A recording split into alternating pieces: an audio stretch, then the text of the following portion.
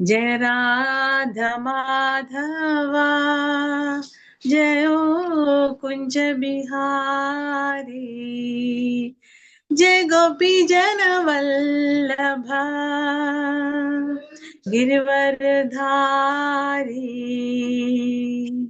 यशोदानंदन व्रज जन रंजन, यशोदानंदन व्रज जन रंजन, यमुना तीर वनचारी, यमुना तीर वनचारी, यमुना तीर वनचारी, जय राधा माधवा, जयो कुंज बिहारी। हरे कृष्णा कृष्ण कृष्णा हरे हरे, हरे रामा राम राम हरे हरे, हरे कृष्णा कृष्ण कृष्णा हरे हरे, हरे राम राम राम हरे हरे। हरे कृष्णा प्रभु। ഹരേ കൃഷ്ണ. ജയ് ശ്രീ അനന്ത പത്മനാഭ സ്വാമിക്ക് ജയ്. ഹരേ കൃഷ്ണ. സത്സംഗത്തിലുള്ള എല്ലാവർക്കും സ്വാഗതം. പ്രഭുജി വന്നിട്ടുണ്ട്. നമുക്ക് പ്രഭുജിനെ രണ്ട് പ്രാവശ്യം ഹരേ കൃഷ്ണ മഹാമന്ത്രം പറഞ്ഞ് സ്വാഗതം ചെയ്യാം. ഹരേ കൃഷ്ണ ഹരേ കൃഷ്ണ ഹരേ കൃഷ്ണ കൃഷ്ണ കൃഷ്ണ ഹരേ ഹരേ ഹരേ രാമ രാമ രാമ ഹരേ ഹരേ ഹരേ കൃഷ്ണ ഹരേ കൃഷ്ണ രാമ രാമ ഹരേ ഹരേ ഹരേ രാമ ഹരേ രാമ ഹരേ കൃഷ്ണ ഹരേ രാമ രാമ രാമ ഹരേ കൃഷ്ണ. ഹരേ കൃഷ്ണ പ്രഭു. ഹരേ കൃഷ്ണ. ദണ്ഡപ്രണാമം. തദ്ഭക്തായ നമോ നമഃ. നാരായണം നമസ്കൃത്യം നരം ചൈവ നരോത്തമം ദേവീം സരസ്വതീം വ്യാസം തതോ ജയമുദീരതി. നഷ്ടപ്രായേഷു അഭദ്രേഷു നിത്യം ഭാഗവത സേവയ ഭഗവതി ഉത്തമ ശ്ലോകി ഭക്തിർഭവതി നൈഷ്ഠിക്ക്. ഹരേ കൃഷ്ണ. പ്രിയപ്പെട്ട എല്ലാ ഭക്തർക്കും എൻ്റെ വിനീതമായ സാഷ്ടാംഗ പ്രണാമം. ശ്രീ അനന്തപത്മനാഭ സ്വാമിയുടെ അനുഗ്രഹം കൊണ്ട് നമ്മൾ ശ്രീമദ് ഭാഗവതം പഠിച്ചു വരുന്നു. കഴിഞ്ഞ ക്ലാസ്സിൽ നമ്മൾ പ്രഥമ സ്കന്ധം അധ്യായം 2 ശ്ലോകം 20 വരെ നമ്മൾ പഠിച്ചു. ഇനി 21-ാമത്തെ ശ്ലോകം മുതൽ നമ്മൾ ഇന്ന് പഠിക്കാൻ പോകുന്നു. ഇപ്പോൾ 16-ാമത്തെ ശ്ലോകം മുതൽ നമ്മൾ കണ്ടിരുന്നു. ശുശ്രൂഷോ ശ്രദ്ധാനസ്യ വാസുദേവ കഥാരുചി സ്യാൻ മഹത് സേവയാ വിപ്ര പുണ്യതീർത്ഥ നിഷേവനാഥ്. ആ ശ്ലോകം മുതൽ നമ്മൾ 20-ാമത്തെ ശ്ലോകം വരെ ഭക്തിയിലെ 9 സ്റ്റേജസ്, 14 സ്റ്റേജസ്, 9 ചവിട്ടുപടികൾ നമ്മൾ സാധാരണ പറയുന്നത് 14 സ്റ്റേജസ്, 14 സ്റ്റെപ്സ് പറയുന്നു, സ്റ്റേജസ് പറയുന്നു. ശീല വിശ്വനാഥ് ചക്രവർത്തി ഠാക്കൂറിൻ്റെ ഭാവാർത്ഥം അദ്ദേഹത്തിൻ്റെ ഭാവാർത്ഥത്തിലുള്ളതാണ്, അദ്ദേഹത്തിൻ്റെ ടീക്കയിലുള്ളതാണ്, കമൻട്രിയിലുള്ളതാണ്. ഇതെല്ലാം നമ്മൾ കഴിഞ്ഞ ക്ലാസ്സുകളിലായിട്ട് ചർച്ച ചെയ്തിരുന്നു. 16 മുതൽ 20 വരെയുള്ള ശ്ലോകങ്ങൾ. അപ്പോൾ 14 പടികൾ ഏതൊക്കെയാണ്? ചവിട്ടുപടികൾ ഏതൊക്കെയാണ്? സതാം കൃപ, സതാം കൃപ എന്ന് പറഞ്ഞു കഴിഞ്ഞാൽ ഭഗവാന്റെ പരിശുദ്ധ ഭക്തരുടെ കൃപ, മഹാകൃപ. അതായത് ഈ കൃപ നമുക്ക് യോഗ്യതയുണ്ടായിട്ട് കിട്ടുന്നതല്ല, അവരുടെ മഹാകൃപ കൊണ്ട് നമുക്ക് കിട്ടുന്നത്. അതാണ് സതാം കൃപ. ഇംഗ്ലീഷിൽ കോസ്റ്റ്ലെസ് മെർസി എന്ന് പറയും. അതായത് നമുക്ക് യോഗ്യതയില്ല, അതിന് പ്രത്യേകിച്ച് കാരണവുമില്ല കിട്ടാൻ, അവരുടെ മഹാകൃപ കൊണ്ട് നമുക്ക് കിട്ടുവാണ്. അതാണ് സതാം കൃപ. അപ്പോൾ സതാം കൃപ എല്ലാവരുടെയും ഭക്തിയുടെ തുടക്കം അങ്ങനെയാണ്. ഏതോ വൈഷ്ണവർ നമുക്ക് വേണ്ടി പ്രാർത്ഥിക്കുന്നു, അല്ലെങ്കിൽ ഏതോ ഒരു വൈഷ്ണവർ നമുക്ക് വേണ്ടി പ്രാർത്ഥിച്ചിട്ടുണ്ട്, അനുഗ്രഹിച്ചിട്ടുണ്ട്. അങ്ങനെയുള്ള പരിശുദ്ധ ഭക്തരുടെ മഹാകൃപ കൊണ്ട് നമുക്ക് കിട്ടിയിട്ടുള്ളതാണ്. ഒന്ന് ആലോചിച്ച് നോക്കൂ. ശ്രീല പ്രഭുപാദ് അദ്ദേഹം പാശ്ചാത്യ രാജ്യങ്ങളിലേക്ക് പോകുന്നു 70-ാമത്തെ വയസ്സിൽ. അവിടെ പോയി ഒരുപാട് ഭക്തർ, അതായത് ഒന്നും അറിയില്ല, കൃഷ്ണൻ ആരാന്നറിയില്ല, സനാതന ധർമ്മം എന്താണെന്നറിയില്ല, ഭഗവത്ഗീത എന്താണെന്നറിയില്ല, ഭാഗവതം എന്താണെന്ന് അറിയില്ല, ഒന്നും അറിയാത്ത ഒരവസ്ഥയായിരുന്നു. അങ്ങനെയുള്ളൊരു സ്ഥലത്ത് പോയിട്ടാണ് അദ്ദേഹം ഇത് തുടങ്ങുന്നത്. ഭാരതഭൂമിയിലാണെങ്കിലോ അറ്റ്ലീസ്റ്റ് നമുക്ക് കൃഷ്ണനെ അങ്ങനെ ഒരു വ്യക്തിയുണ്ടെന്ന് അറിയാം, അല്ലെങ്കിൽ കൃഷ്ണൻ എന്ന് പറഞ്ഞാൽ വിഷ്ണുവിൻ്റെ അവതാരമോ അല്ലെങ്കിൽ ആ ഒരു വ്യക്തിയെക്കുറിച്ച് കേട്ടിട്ടുണ്ട്, കൃഷ്ണനെക്കുറിച്ച് കേട്ടിട്ടുണ്ട്. ഭാഗവതം എന്നുള്ള പേരെങ്കിലും കേട്ടിട്ടുണ്ടാവും, ഭഗവത്ഗീത എന്നുള്ള പേരെങ്കിലും കേട്ടിട്ടുണ്ടാവും, സനാതന ധർമ്മം എന്ന് കേട്ടിട്ടുണ്ടാവും, നാമത്തെക്കുറിച്ച് കുറച്ച് കേട്ടിട്ടുണ്ടാവും. മഹാത്മ്യങ്ങളോ കാര്യങ്ങളോ കൂടുതൽ വിശദീകരണങ്ങളൊന്നും അറിയുന്നുണ്ടാവില്ലെങ്കിൽ പോലും കേട്ടിട്ടുണ്ടാവും. എന്നാൽ അവിടെ ഒന്ന് ആലോചിച്ച് നോക്കൂ, ആർക്കും ഒന്നും അറിയില്ല, പൂജ്യം, വട്ടപൂജ്യം. അവരുടെ ഇടയിലേക്കാണ് ശ്രീല പ്രഭുപാദ് ഇറങ്ങുന്നത്. ഓക്കെ, പറയുമ്പോൾ നമുക്ക് പറയാം കഴിഞ്ഞ ജന്മങ്ങളിൽ നിന്നുള്ള പുണ്യം കൊണ്ട് അവർ വന്നിട്ടുള്ളതാണെന്നുള്ളത്. തീർച്ചയായിട്ടും അങ്ങനെ ഒരുപാട് ഭക്തർ ശ്രീല പ്രഭുപാദ് തന്നെ പറയാറുണ്ട്, ഇതൊന്നും എൻ്റെ കഴിവ് കൊണ്ടല്ല, എല്ലാം എൻ്റെ ഗുരുവാണ് ഇതെല്ലാം ചെയ്യുന്നത്. ചൈതന്യ മഹാപ്രഭു നേരിട്ടാണ് ചെയ്യുന്നത്. എൻ്റെ ഗുരു ശ്രീല ഭക്തി സിദ്ധാന്ത സരസ്വതി ഗോസ്വാമി, അദ്ദേഹത്തിൻ്റെ പ്രിയപ്പെട്ട പാർഷദരെ വിട്ടിരിക്കുകയാണ് എന്നെ സഹായിക്കാൻ വേണ്ടി, എൻ്റെ ശിഷ്യരായിട്ട്. പ്രഭുപാദിൻ്റെ വിനയം കൊണ്ട് പ്രഭുപാദ് പറയുന്നത് അങ്ങനെയാണ്. തീർച്ചയായിട്ടും അങ്ങനെ തന്നെ പ്രഭുപാദ് പറയുന്നു, എൻ്റെ ഗുരു ശ്രീല സരസ്വതി ഠാക്കൂർ പ്രഭുപാദ്, നിങ്ങളെല്ലാവരും പറഞ്ഞു വിട്ടിട്ടുള്ളത് അദ്ദേഹമാണ്. അതായത് അദ്ദേഹം ഒരു ദിവസം പ്രഭുപാദ് ക്ലാസ്സിൻ്റെ ഇടയിൽ അദ്ദേഹത്തിൻ്റെ ശിഷ്യരോട് പറയുന്ന കാര്യമാണത്. കണ്ണിൽ വെള്ളം വന്നുകൊണ്ട്, കണ്ണ് നിറഞ്ഞുകൊണ്ട്, കരഞ്ഞുകൊണ്ടാണ് പ്രഭുപാദ് പറയുന്നത്, ഞാനൊന്നും ചെയ്യുന്നില്ല, എനിക്ക് ഒന്നും അറിയില്ല, ഞാനല്ല ചെയ്യുന്നത്, നിങ്ങളാണ് ചെയ്യുന്നത്. നിങ്ങളെല്ലാവരും എൻ്റെ ഗുരുവിൻ്റെ സ്വന്തം ആൾക്കാരാണ്, എൻ്റെ ഗുരുവാണ് നിങ്ങളെല്ലാവരെയും ഇവിടെ പറഞ്ഞയച്ചിട്ടുള്ളത് എന്നെ സഹായിക്കാൻ വേണ്ടി. അപ്പോൾ എല്ലാ ക്രെഡിറ്റും നിങ്ങൾക്കാണ്, പ്രഭുപാദ് പറഞ്ഞു. അപ്പോൾ അങ്ങനെ വന്നിട്ടുള്ളവരുണ്ടാവും. അല്ലാതെ ഒരുപാട് ആളുകൾ ഈ സതാം കൃപയ്ക്ക് അർഹതരായിട്ടുണ്ട്. അതായത് പ്രത്യേകിച്ച് ഒന്നുമില്ല, പ്രത്യേകിച്ച് ക്രെഡിറ്റ് ഒന്നും ഉണ്ടാവില്ല, പക്ഷെ അവർക്ക് പോലും കൃപ കിട്ടുന്നു. നമ്മൾ ഓരോരുത്തരും അങ്ങനെ വന്നിട്ടുള്ളവരായിരിക്കും. നമുക്ക് എന്ത് മഹത്വമാണുള്ളത്, എന്ത് യോഗ്യതയാണുള്ളത്? ഒന്നുമില്ല, എല്ലാം സതാം കൃപ. അപ്പോൾ സതാം കൃപ ശ്രീല വിശ്വനാഥ് ചക്രവർത്തി ഠാക്കൂർ പറയുന്നു ആദ്യത്തെ സ്റ്റെപ്പാണെന്ന്. സതാം കൃപ കഴിഞ്ഞാൽ പിന്നെ മഹത് സേവ, ഭക്തരെ സേവിക്കുമ്പോൾ അതിൽ നിന്ന് നമുക്ക് കൂടുതൽ ഭക്തിയിലേക്കുള്ള പുരോഗതി അവിടെ നിന്നാണ് സംഭവിക്കുന്നത്. അപ്പോൾ സതാം കൃപ, മഹത് സേവ, പിന്നെ ശ്രദ്ധ. അപ്പോൾ മഹത് സേവയോടും കഴിയുമ്പോഴാണ് നമ്മൾ ശ്രദ്ധ എന്ന് പറഞ്ഞു കഴിഞ്ഞാൽ എന്താണ്, വിശ്വാസം കൂടുന്നത്. പിന്നെ ഗുരുപാദാശ്രയം, അതിനുശേഷം ഗുരു നമ്മുടെ ജീവിതത്തിൽ ഒരു ആധ്യാത്മിക ഗുരു വരുന്നു. ഭജനേഷു സ്പൃഹ, അതായത് ഗുരുവിൽ നിന്ന് നമ്മൾ ഭക്തിയുത സേവനങ്ങൾ പഠിക്കുന്നു. അങ്ങനെ ഭക്തിയിൽ നമ്മൾ ഭജൻ ചെയ്യാനുള്ള ആ ഒരു തീവ്രത അല്ലെങ്കിൽ ആ ഒരു ആഗ്രഹം കൂടുന്നു. അതിനുശേഷം പിന്നെ ഭക്തി നമ്മുടെ ഹൃദയത്തിൽ ശരിക്കുമുള്ള ഭക്തി വരുന്നു. പതിയെ പതിയെ അടുത്ത സ്റ്റെപ്പിൽ എന്താണ് സംഭവിക്കുന്നത്? അനർത്ഥാപഗമം, അതായത് എല്ലാവിധ തടസ്സങ്ങളും മാറിപ്പോകുന്നു. നമ്മുടെ ഭക്തിയിലുള്ള തടസ്സങ്ങളെല്ലാം, അമംഗളമായിട്ടുള്ള കാര്യങ്ങളെല്ലാം നശിക്കുന്നു. അപ്പോൾ ഭക്തിയിൽ നമുക്ക് ബാധിക്കുന്ന തടസ്സങ്ങൾ, അതായത് നാമാപരാധങ്ങൾ, അങ്ങനെയുള്ള തടസ്സങ്ങളൊക്കെ മാറിപ്പോകുന്നു. അനർത്ഥാപഗമം. അതിനുശേഷമാണ് നിഷ്ഠ സംഭവിക്കുന്നത്, നിഷ്ഠ വരുന്നത്. നിഷ്ഠ എന്ന് പറഞ്ഞു കഴിഞ്ഞാൽ സ്റ്റഡി ആവുന്നു. നമ്മൾ വളരെയധികം ഭക്തിയിൽ ഇതല്ലാതെ വേറെ ഒന്നുമില്ല എന്ന് തീരുമാനിച്ച് നമ്മൾ ആ നിഷ്ഠയോടുകൂടി, നിശ്ചയദാർഢ്യത്തോടുകൂടി മുന്നോട്ട് പോകുന്ന അവസ്ഥ. അതിനുശേഷം രുചി, സ്വാദ് അറിഞ്ഞു തുടങ്ങുന്നു, ഭക്തിയിലുള്ള സ്വാദ്. പിന്നെ ഭൗതിക ലോകത്തിലെ ഒന്നിനും തന്നെ, ഭൗതിക ലോകത്തിലെ എന്ത് വേണമെങ്കിലും ആയിക്കോട്ടെ, എന്ത് ഇന്ദ്രിയ സുഖമായിക്കോട്ടെ, അതൊന്നും ബാധിക്കാൻ പോകുന്നില്ല, നമ്മൾ തൊടാൻ പോലും പോകുന്നില്ല. അത്രമാത്രം രുചി ഇവിടെ ഭക്തിയിൽ നിന്ന് കിട്ടുമ്പോൾ വേറെ ചെറിയ താഴെക്കിടയിലുള്ള രുചിയുടെ പുറകിൽ ആരെങ്കിലും പോകും? അത് രുചി പോലുമല്ല. എന്നാലും രുചിയാണെന്ന് വിചാരിച്ച്, സ്വാദുണ്ടെന്ന് വിചാരിച്ച് ആളുകൾ പോകുന്നുണ്ട് അല്ലേ? എന്നാൽ ഭക്തിയുടെ രുചി ഒരിക്കലും അറിഞ്ഞു കഴിഞ്ഞാൽ ഭൗതിക തലത്തിലുള്ള എല്ലാത്തിനോടുള്ള ആ രുചി നശിച്ചു പോകുന്നു. പിന്നീട് ആസക്തി എന്ന് പറഞ്ഞാൽ സ്ഥിതമാവുന്നു. ആസക്തം, പൂർണ്ണമായിട്ടും അതിൽ അറ്റാച്ച്മെൻറ്റ് ആവുന്നു ഭക്തിയിൽ. അതിനുശേഷം രതി എന്ന് പറഞ്ഞാൽ അതിൻ്റെ ഒരു തൊട്ട് മുമ്പുള്ളൊരു അവസ്ഥയാണ്. അതായത് ഇതില്ലാതെ വേറെ ഒന്നുമില്ല, ഭക്തി മാത്രമാണ്, അപ്പുറത്തൊന്നുമില്ല, ആ ഒരു അവസ്ഥ. അതിനുശേഷമാണ് പ്രേമ വരുന്നത്. അപ്പോൾ ഭാവ എന്ന് പറയുന്ന സ്റ്റേജ് തന്നെയാണ് രതി.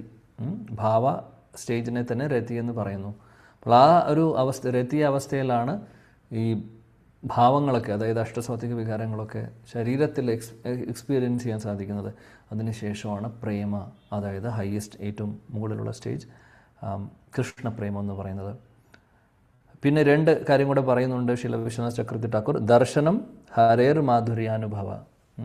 ദർശനം എന്ന് പറഞ്ഞു കഴിഞ്ഞാൽ അദ്ദേഹം പറയുന്നു അനുഭവം, അതായത് വിജ്ഞാനം, കാര്യങ്ങൾ, അതായത് ശരിക്കും ആ പ്രേമം, അതിന് തൊട്ടു മുമ്പിൽ പ്രേമത്തെക്കുറിച്ച് പറഞ്ഞു. പ്രേമം നമ്മൾ അറിയുന്നു, അനുഭവിക്കുന്നു, എക്സ്പീരിയൻസ് ചെയ്യുന്നു. അതിനെയാണ് പറയുന്നത് ദർശനം. അതിൽ ഭഗവാന്റെ ദർശനം മാത്രമല്ല ഉദ്ദേശിക്കുന്നത്, ആ കൃഷ്ണപ്രേമം നമ്മൾ ശരിക്കും അനുഭവിക്കുന്നൊരവസ്ഥ. പിന്നീട് പറയുന്നു ഹരേർ മാധുര്യാനുഭാവ. ഭഗവാൻ കൃഷ്ണൻ്റെ, ഹരിയുടെ മാധുര്യം നമുക്ക് എക്സ്പീരിയൻസ് ചെയ്യാൻ സാധിക്കുന്നു.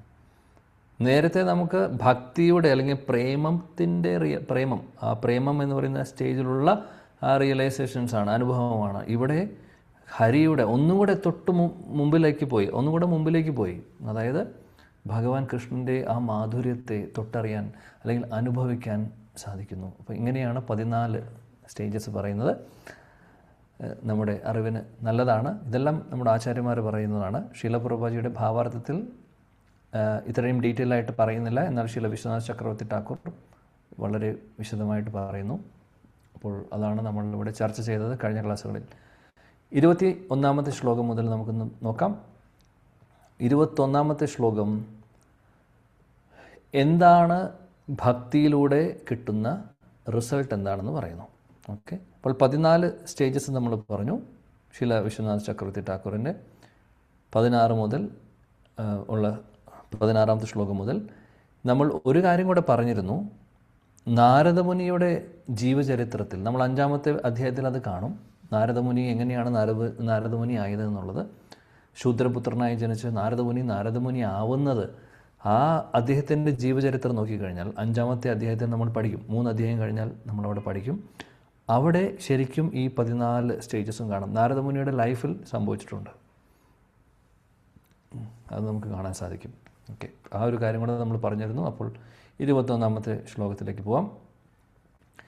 ഭിദ്യതേ ഹൃദയഗ്രന്ഥിഷ് ഛിദ്യന്തെ സർവസംശയാഃ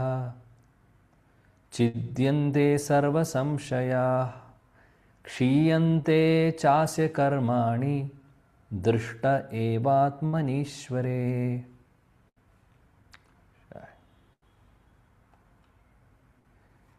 ഹരേ. ജ്ഞാനാംബിക മാതാജി ശ്ലോകം വായിക്കൂ. വിവർത്തനം. ഹരേ കൃഷ്ണ.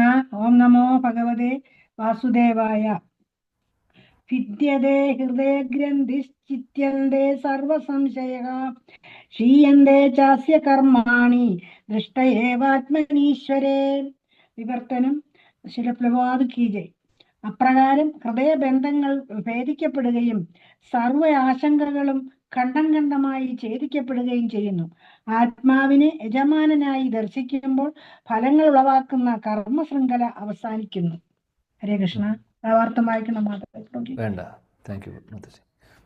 ഇവിടെ പറയുന്നു ഭക്തിയുത സേവനങ്ങളിലൂടെ കിട്ടുന്ന റിസൾട്ട് എന്താണെന്ന്. ഭിദ്യതേ ഹൃദയഗ്രന്ഥിഷ്. എന്താണ് സംഭവിക്കുന്നത്? ഹൃദയത്തിലെ ആ ഗ്രന്ഥി, അതായത് ചുരുക്കം പറഞ്ഞു കഴിഞ്ഞാൽ നമ്മുടെ കർമ്മങ്ങളുടെ ബന്ധനം കട്ടാവുന്നു എന്നാണ് പറയുന്നത്. ഛിദ്യന്തേ സർവസംശയഃ. എല്ലാവിധ സംശയങ്ങളും, അതായത് ഡൗട്ടുകളും നമ്മുടെ ജീവിതത്തിൽ നിന്ന് മാറുന്നു. അതെല്ലാം ചെറിയ ഛിദ്യന്തേ, മുറിഞ്ഞു പോകുന്നു, ചെറിയ കഷ്ണങ്ങൾ, അതായത് കട്ട് ചെയ്തു പോകുന്നു. ഹൃദയഗ്രന്ഥി, ഈ അറ്റാച്ച്മെൻറ്റിൻ്റെ ഭൗതിക തലത്തിലുള്ള അറ്റാച്ച്മെൻ്റ് എല്ലാം കട്ടാവുന്നു. ക്ഷീയന്തേ ചാസ്യ കർമാണി.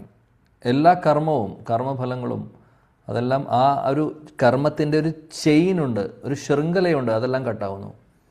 ദൃഷ്ട ഏവാത്മനീശ്വരേ. മാത്രമല്ല നമുക്ക് നമ്മളെ തിരിച്ചറിയുന്നു, അതായത് നമ്മൾ ആരാണെന്ന് നമുക്ക് തിരിച്ചറിയുന്നു. അതായത് ഞാൻ ഈ ശരീരമല്ല, ഭഗവാന്റെ അംശമാണ്, മമൈവാംശോ ജീവലോക ജീവഭൂത സനാതന എന്നുള്ള കാര്യം നമ്മൾ തിരിച്ചറിയുന്നു. ആ തിരിച്ചറിയുന്നതിലൂടെ അതിൽ നമുക്ക് ആനന്ദവും കിട്ടുന്നു. അതാണ് ഇതിൻ്റെ ഒരു എഫക്റ്റ്. ഈ ഭക്തി സേവനങ്ങളുടെ ആ ഒരു ശക്തിയാണ് ഇവിടെ പറയുന്നത്, അല്ലെങ്കിൽ റിസൾട്ടാണ് പറയുന്നത്. ഭിദ്യന്തേ ഹൃദയഗ്രന്ഥിസ് ഛിദ്യന്തേ സർവസംശയാ ക്ഷീയന്തേ ചാസ്യ കർമാണി ദൃഷ്ട ഏവാത്മനീശ്വരെ. ശീലപ്രഭാജി ഭാവാർത്ഥത്തിൽ പറയുന്നു, ഭഗവാനെക്കുറിച്ചുള്ള കാര്യങ്ങൾ അറിയുക എന്ന് പറയുന്നത്, പരമദൈവത്വം പുരുഷൻ ഭഗവാനെക്കുറിച്ച് കാര്യങ്ങൾ അറിയുക എന്ന് പറയുന്നത്, തിരിച്ചറിയുക എന്ന് പറയുന്നത് ഭഗവാനെ കാണുന്നതിന് തുല്യമാണ് എന്ന് പറയുന്നു. ഭഗവാന്റെ ദർശനം എന്ന് പറഞ്ഞു കഴിഞ്ഞാൽ അദ്ദേഹം നമ്മുടെ മുമ്പിൽ ഇങ്ങനെ പ്രത്യക്ഷപ്പെടുന്നു എന്നുള്ള കാര്യം, അത് ദർശനമാണ് ശരിക്കും. അത് അങ്ങനെ ഒരു ദർശനം ചിലപ്പോൾ കൂടുതലും നടക്കുന്നത് ഹൃദയത്തിൽ ഒരു ഭഗവാൻ ദർശനമാണ് കൊടുക്കുക, നേരിട്ട് മുമ്പിൽ കൊടുക്കുന്നേക്കാൾ. കാര്യം നമ്മുടെ ഈ ഒരു ഇന്ദ്രിയങ്ങൾ ഉപയോഗിച്ച് ഭഗവാനെ കാണാൻ സാധിക്കില്ല. എന്നാൽ ഭഗവാൻ വിചാരിച്ചു കഴിഞ്ഞാൽ അത് സാധിക്കും, നമുക്ക് ആ ദൃഷ്ടി തരാൻ സാധിക്കും. സാധാരണഗതിയിൽ ഹൃദയത്തിൽ ആ ഒരു ദർശനം കൊടുക്കും. അങ്ങനെ ഒരു സംഭവമുണ്ട്. ഇനി അതിനേക്കാൾ മുമ്പ് ഭഗവാനെ നമ്മൾ തിരിച്ചറിയുന്നു, ഭഗവാനെ കാണുന്നതിന് തുല്യമാണെന്ന് പറയുന്നു. ഭഗവാനെക്കുറിച്ച് നമ്മൾ അറിയുമ്പോൾ, ഭഗവാന്റെ രൂപമാധുര്യത്തെക്കുറിച്ച് മനസ്സിലാക്കുമ്പോൾ, അദ്ദേഹം ആരാണെന്ന് മനസ്സിലാക്കുമ്പോൾ, അദ്ദേഹത്തിൻ്റെ നാമം ശരിക്കും മനസ്സിലാക്കുമ്പോൾ, നാമത്തിൻ്റെ രുചി കിട്ടുമ്പോൾ, നാമം ശരിക്കും നമ്മൾ ജപിക്കുമ്പോൾ, നാമരൂപ ലീലകളിലൂടെയൊക്കെ നമുക്ക് ശരിക്കും ഭഗവാനെ കാണുവാൻ സാധിക്കുന്നു. അതാണ് കാര്യം, പരമസത്യമാണ് ഭഗവാൻ. അതുകൊണ്ട് നമുക്ക് ഭഗവാന്റെ ദർശനം അങ്ങനെയും കിട്ടുന്നു. അപ്പോൾ ഇതെല്ലാം ആ റിയലൈസേഷൻ അല്ലെങ്കിൽ ആ ഒരു അനുഭവങ്ങൾ എന്ന് പറഞ്ഞു കഴിഞ്ഞാൽ അത് ഭഗവാന്റെ ദർശനത്തിന് തുല്യമാണ്. നേരിട്ട് മുമ്പിൽ വരുന്നതിനും തുല്യമാണ് ഇങ്ങനെയുള്ള തിരിച്ചറിവുകൾ നമ്മുടെ ഹൃദയത്തിൽ ഭഗവാൻ തരുമ്പോൾ. അപ്പോൾ അത് തമ്മിൽ വ്യത്യാസമില്ല. അതുകൊണ്ടാണ് പറയുന്നത്, നാമം ജപിക്കുന്ന സമയത്ത് നാമം ഭഗവാന് തമ്മിൽ വ്യത്യാസമില്ലാത്തത് കൊണ്ട് നാമവും ഭഗവാനും അഭിന്നത്വാൻ നാമനാമിനോ അല്ലേ. അതുകൊണ്ട് അത് ശരിക്കും ആ രുചി, നാമം ജപിക്കാൻ രുചിയുള്ളവർ ശരിക്കും ഭഗവാനെ നേരിട്ട് കാണുന്നതിന് തുല്യമാണ്, അല്ലെങ്കിൽ ഭഗവാനുമായിട്ട് നേരിട്ട് സമ്പർക്കം ഉള്ളതിന് തുല്യം തന്നെയാണ്, വ്യത്യാസമില്ല. നമുക്കത് മനസ്സിലാവാത്തതിൻ്റെ കാരണം ശുദ്ധനാമമല്ല നമ്മൾ ജപിക്കുന്നത്. അതാണ് പ്രശ്നം. അല്ലെങ്കിൽ ഈ ശ്ലോകത്തിൽ പറയുന്നത് 14 സ്റ്റേജസിലൂടെ കടന്നു വന്ന ഒരാളുടെ അവസ്ഥയാണ്. അവർക്ക് ഇതെല്ലാം തിരിച്ചറിയാൻ സാധിക്കുന്നു അല്ലേ. അവരുടെ അവസ്ഥ എന്തായിരിക്കും നമുക്ക് പറയാൻ സാധിക്കും. നമുക്ക് ചിന്തയുടെ അപ്പുറത്താണ്. ആ ഒരു സ്റ്റേജിലാണ് അവരിയ്ക്കുന്നത്, പ്രേമഭക്തിയിൽ. ശീലപ്രഭാജി പറയുന്നു, അതീന്ദ്രിയവാദികൾ ആത്മാവിനെയും പരമാത്മാവിനെയും തിരിച്ചറിയുന്നു. ഇപ്പോൾ നമ്മൾ ഈ ശ്ലോകത്തിലും കണ്ടു, എല്ലാവിധ ഹൃദയ ഗ്രന്ഥികളും ഭൗതിക തലത്തിലുള്ള എല്ലാ അറ്റാച്ച്മെൻറ്റും പോയതിന് ശേഷം നമുക്ക് നമ്മളെ തന്നെ തിരിച്ചറിയാൻ സാധിക്കുന്നു, ആ ഒരു അവസ്ഥയിലേക്ക് വരുന്നു എന്നുള്ളത് പറഞ്ഞു. ഇനി അതായത് ഈ അതീന്ദ്രിയവാദികൾ, അവർക്ക് ഭഗവാൻ, അതായത് പരമാത്മാവിനെയും ആത്മാവിനെയും തിരിച്ചറിയാൻ സാധിക്കുന്നു. അപ്പോൾ പരമാത്മാവും ആത്മാവും തമ്മിലെ വ്യത്യാസം എന്താണ്?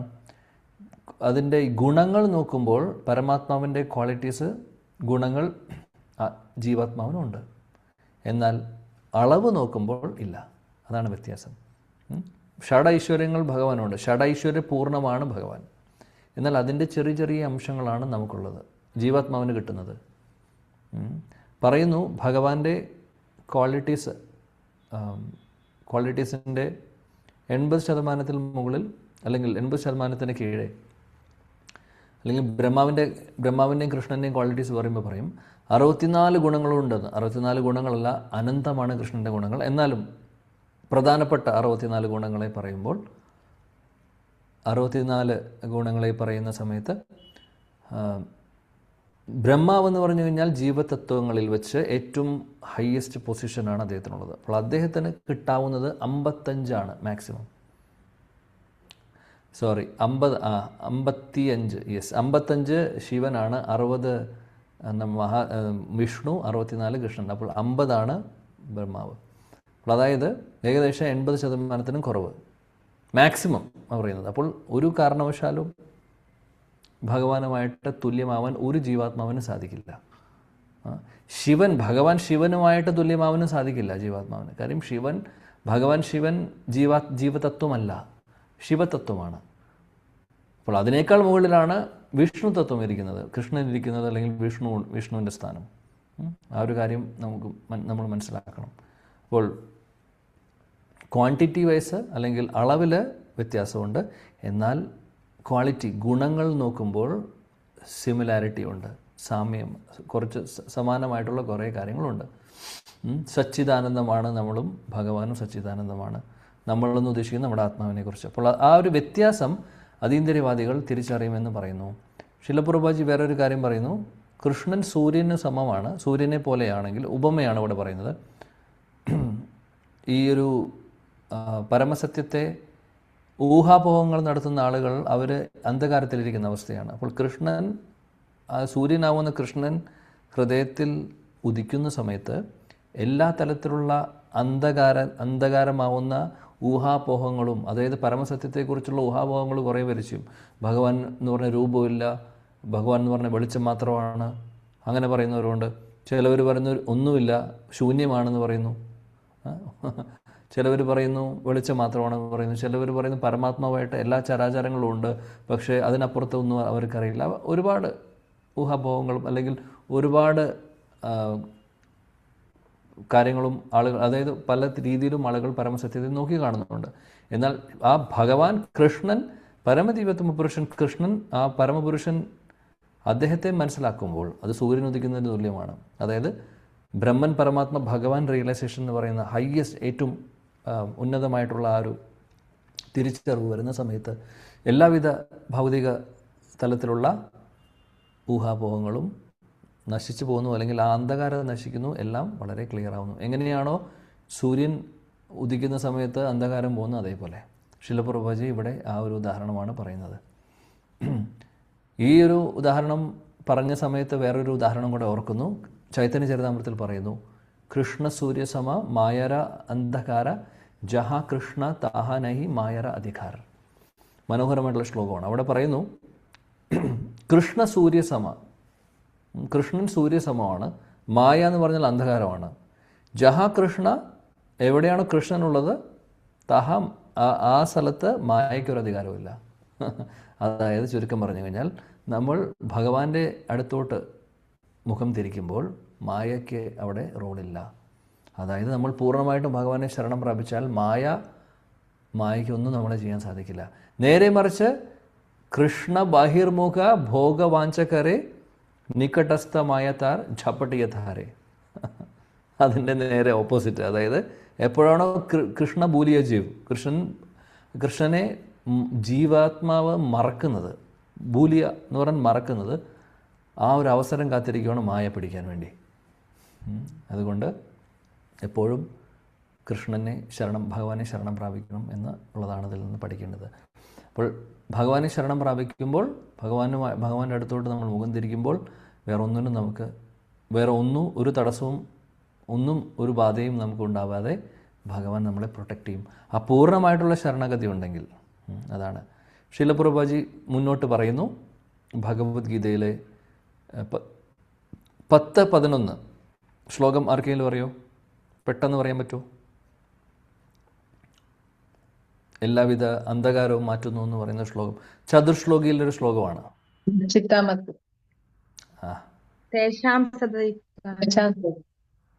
അല്ല,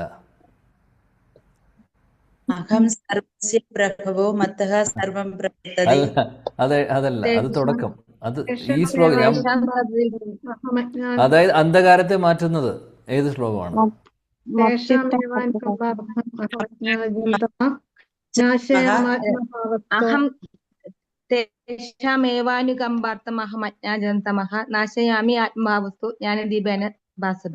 താങ്ക് യു. ഫൈനലി എല്ലാവരും ചതുശ്ലോകിയിലെ 4 ശ്ലോകങ്ങളും പറഞ്ഞു. ചോദിച്ചത് വളരെ സ്പെസിഫിക് ആയിട്ട് എവിടെയാണ് ഭഗവാൻ പറയുന്നത്. അതായത് അദ്ദേഹത്തിൻ്റെ കൃപ ഭക്തർക്ക് കൊടുക്കുമ്പോൾ, അല്ലെങ്കിൽ മഹാകൃപ ഭക്തർക്ക് കൊടുക്കുന്നത് എങ്ങനെയാണ്? അവരുടെ ഹൃദയത്തിലുള്ള എല്ലാ അന്ധകാരവും മാറ്റിക്കൊടുക്കുന്നു. ജ്ഞാനദീപേന വാസുദ, ജ്ഞാനമാകുന്ന ദീപം അവരുടെ ഹൃദയത്തിൽ തെളിയിപ്പിച്ചു കൊടുക്കുന്നു. മനോഹരം. അപ്പോൾ അതാണ് ഇവിടെ ഈ ശ്ലോകത്തിലും നമ്മൾ ഭാഗവത്തിലെ ശ്ലോകത്തിലും പറയുന്നത്, ജ്ഞാനം അല്ലെങ്കിൽ തിരിച്ചറിവുകൾ ഉണ്ടാവുന്നു. അപ്പോൾ ഭഗവാന്റെ മഹാകൃപയാണത്, ഭഗവാന്റെ മഹാകൃപയാണ്. ശ്രീല പ്രഭുപാദി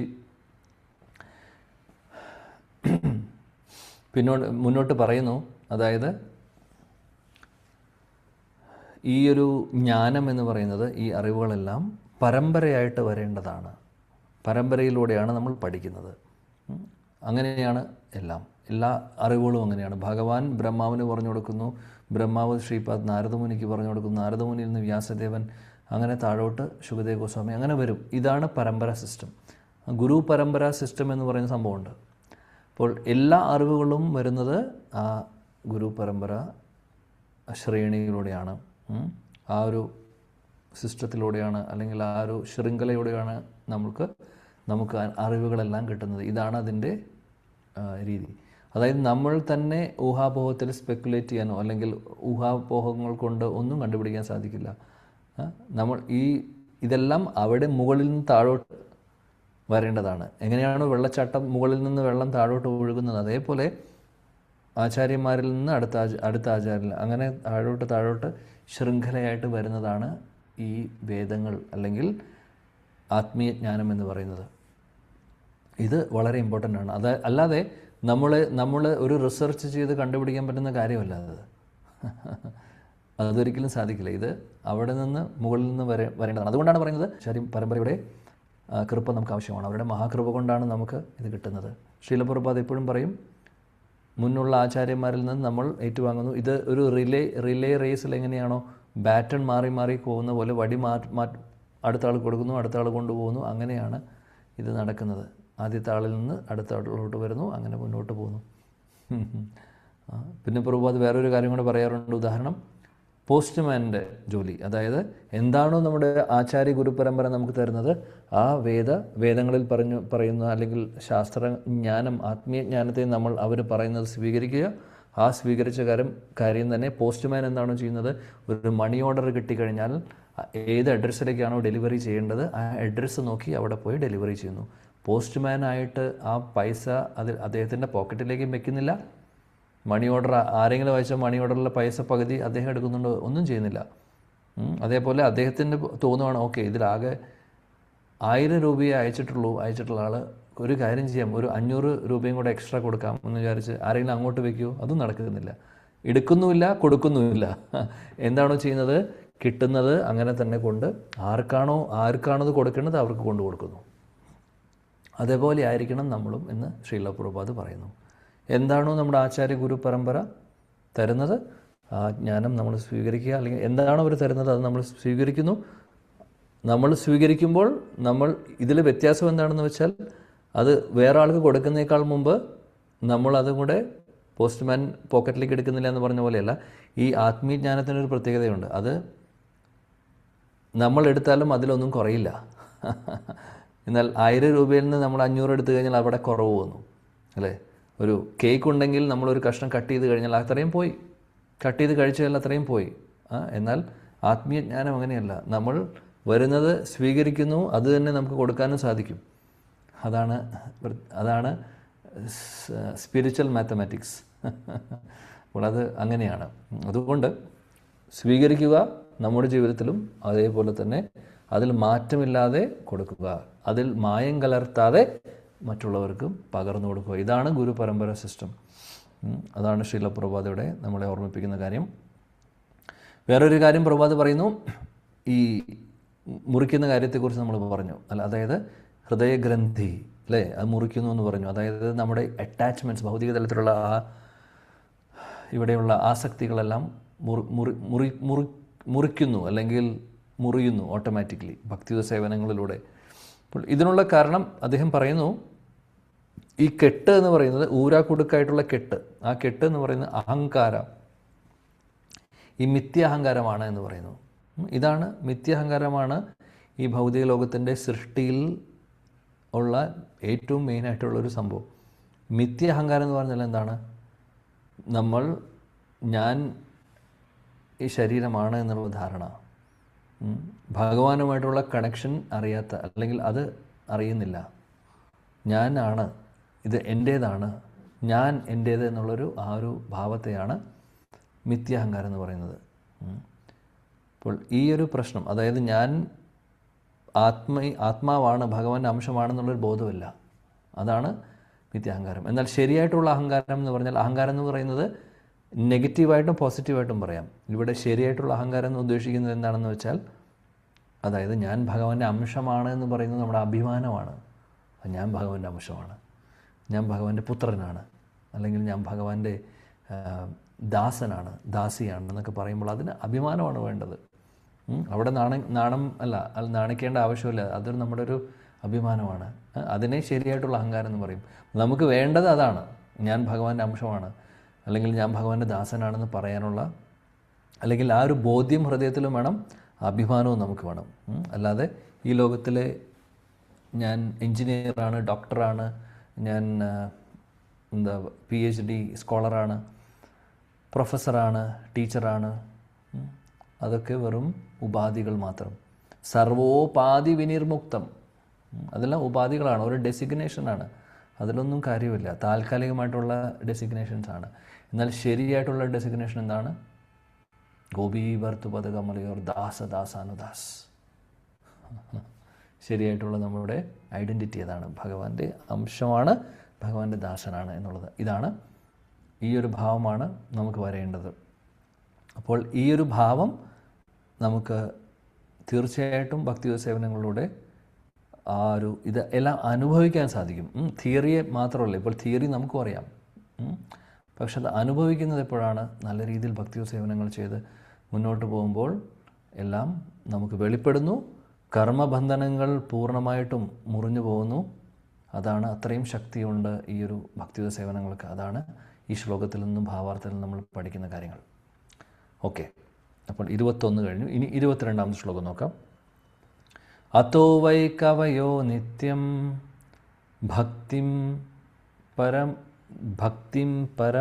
പരമയാ മുദാ ഭക്തിം പരമയാ മുദാ വാസുദേവേ ഭഗവതി കുർവന്തി ആത്മപ്രസാദനീം. അതോ വൈ കവയോ നിത്യം ഭക്തിം പരമയാ മുദാ വാസുദേവേ ഭഗവതി കുർവന്തി ആത്മപ്രസാദനീം. ഓക്കെ, ഹരേ കൃഷ്ണ. ഷീബ പവീന്ദ്രൻ മാതാജി വായിക്കൂ.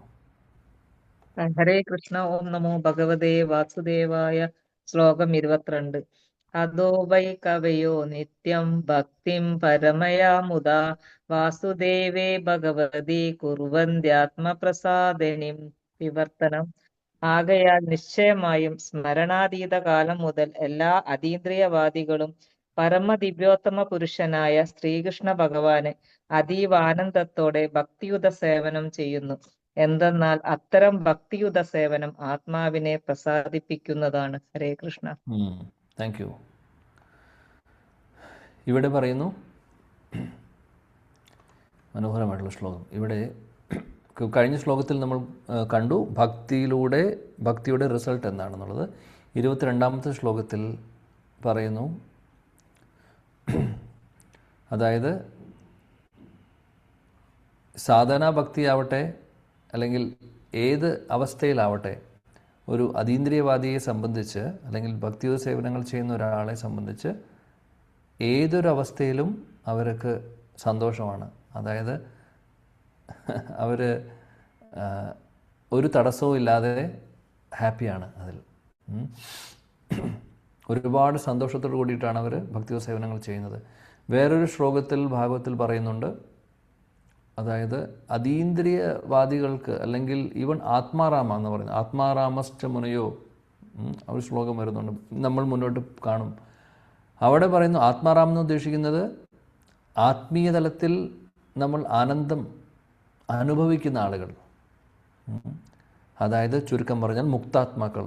അവർക്ക് പോലും ഭക്തിയുത സേവനങ്ങളോട് അട്രാക്ഷൻ തോന്നും എന്നുള്ളത്.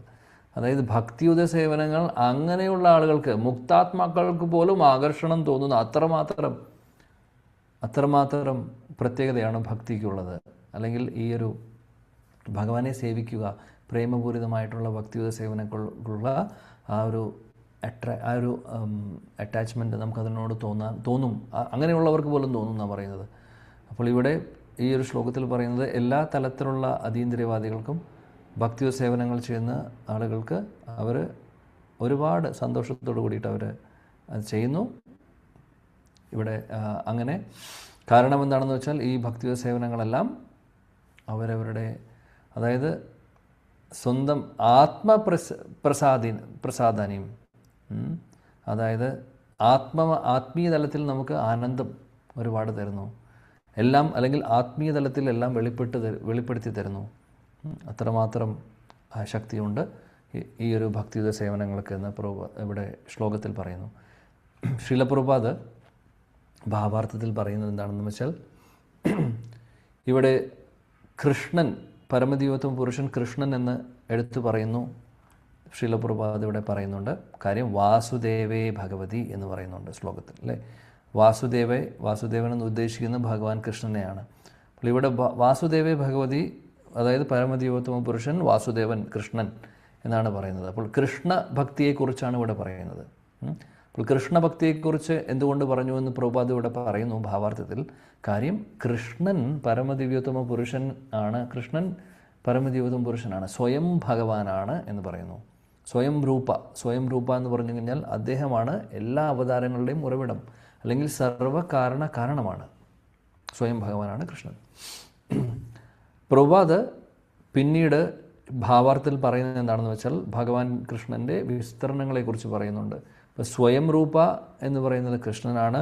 കൃഷ്ണനിൽ നിന്ന് ബലരാമനും വരുന്നു, ആദ്യത്തെ വിസ്തരണം. ബലരാമനിൽ നിന്ന് ചതുർവ്യൂഹം, വാസുദേവ, സംഘർഷണൻ, പ്രദ്യുമ്ന, അനിരുദ്ധ, ചതുർവ്യൂഹം, ആദ്യത്തെ ചതുർവ്യൂഹം. അതിനുശേഷം നാരായണൻ വരുന്നു.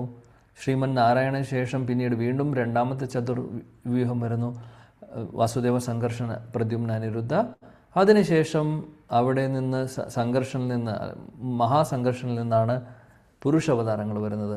കാരണോദകശായി വിഷ്ണു, ഗർഭോദകശായി വിഷ്ണു, ക്ഷീരോദകശായി വിഷ്ണു എല്ലാം. ഇനി അതിനുശേഷം പിന്നീട് ഭഗവാൻ ഗുണാവതാരങ്ങളായിട്ട് വരുന്നു, ലീലാവതാരങ്ങൾ, യുഗാവതാരങ്ങൾ, അങ്ങനെ ഒരുപാട് അവതാരങ്ങളുണ്ട്. ഇങ്ങനെയാണ് ആ ഒരു ഹൈറാർക്കി നോക്കുകയാണെങ്കിൽ. അപ്പോൾ ഇതെല്ലാം തുടങ്ങുന്നത് എവിടെ നിന്നാണ്? സ്വയം രൂപ, പരമദിവ്യോത്തമ പുരുഷൻ കൃഷ്ണനിൽ നിന്നാണ് എല്ലാം ആരംഭിക്കുന്നത്. അതുകൊണ്ട് ശ്രീമദ് ഭാഗവതത്തിൽ പല സ്ഥലങ്ങളിലായിട്ട് പറയുന്നുണ്ട് പരമദിവ്യോത്തമ പുരുഷൻ കൃഷ്ണനാണെന്നുള്ളത്. വളരെ ഡയറക്റ്റായിട്ട് പറയുന്നുണ്ട്, ഇൻഡയറക്റ്റായിട്ടും പറയുന്നുണ്ട്. അതായത് നമുക്ക് ഒരുപാട് റെഫറൻസ് ഉണ്ട് ഭാഗവതത്തിൽ. അപ്പോൾ ഭാഗവതം ശരിക്കും നമ്മൾ പഠിക്കുമ്പോൾ അതിൽ നിന്ന് മനസ്സിലാക്കാൻ സാധിക്കും കൃഷ്ണനാണ് എല്ലാ അവതാരങ്ങളുടെയും തുടക്കമെന്നുള്ളത്. എല്ലാ അവതാരങ്ങളും വരുന്നത് കൃഷ്ണനിൽ നിന്നാണ് എന്നുള്ളത്. ഇനി നമ്മൾ അടുത്ത ചാപ്റ്ററിൽ അത് പഠിക്കുകയും ചെയ്യും. കുറേ അവതാരങ്ങളെക്കുറിച്ച് പറയുന്നുണ്ട്. അതിനുശേഷം കൃഷ്ണസ്തു ഭഗവാൻ സ്വയമെന്നും അവിടെ പറയുന്നുണ്ട് സൂത ഗോസ്വാമി, ശുഗദേവ് ഗോസ്വാമി. അപ്പോൾ അവിടെ നിന്ന് നമുക്ക് ക്ലിയർ ആവുന്നു. ഇനി ഭഗവത്ഗീത എടുത്ത് നോക്കിക്കഴിഞ്ഞാൽ ഭഗവാൻ പറയുന്നത് എന്താണ്? മതഃ പരതരം ജ്ഞാന്യത്. അദ്ദേഹം പറയുന്നത് ഞാൻ എന്നാണ് പറയുന്നത്. എല്ലാം അദ്ദേഹം ഞാൻ എന്ന് പറഞ്ഞിട്ടാണ് അവിടെ പറയുന്നത്. മന്മനാ ഭവ മദ് ഭക്തോ, എൻ്റെ ഭക്തനാവും എന്നാണ് പറയുന്നത്. അപ്പം ഞാൻ എന്ന് പറയുന്നത് കൃഷ്ണനാണ് അവിടെ സംസാരിച്ചു കൊണ്ടിരിക്കുന്ന അർജുനനോട്, വേറെ ആരുമല്ല. അപ്പോൾ ഭഗവത്ഗീതയിൽ നിന്നും ക്ലിയറാണ് കൃഷ്ണനാണ് പരമദിവ്യോത്തമ പുരുഷൻ എന്നുള്ളത്. അപ്പോൾ അത് ആ ഒരു കാര്യം പ്രഭുപാദ് ഇവിടെ ഓർമ്മിപ്പിക്കുന്നു, ഭഗവാൻ കൃഷ്ണൻ്റെ ആ സ്ഥാനം. പിന്നീട് പ്രഭുപാദ് പറയുന്നു ഈ അവതാരങ്ങളെക്കുറിച്ച്. കൃഷ്ണൻ നേരിട്ട് കൃഷ്ണനായി തന്നെ അവതരിക്കുന്നത് ബ്രഹ്മാവിൻ്റെ ഒരു ദിവസത്തിൽ ഒരു പ്രാവശ്യം മാത്രമാണ്. ബ്രഹ്മാവിൻ്റെ ഒരു ദിവസം എന്ന് പറഞ്ഞു കഴിഞ്ഞാൽ 864 കോടി വർഷങ്ങൾ, 4 യുഗങ്ങൾ 1000 പ്രാവശ്യം കറങ്ങുമ്പോഴാണ് 12 മണിക്കൂറാവുന്നത്. 24 മണിക്കൂറാവണമെങ്കിൽ അത് 2 ഗുണിക്കണം.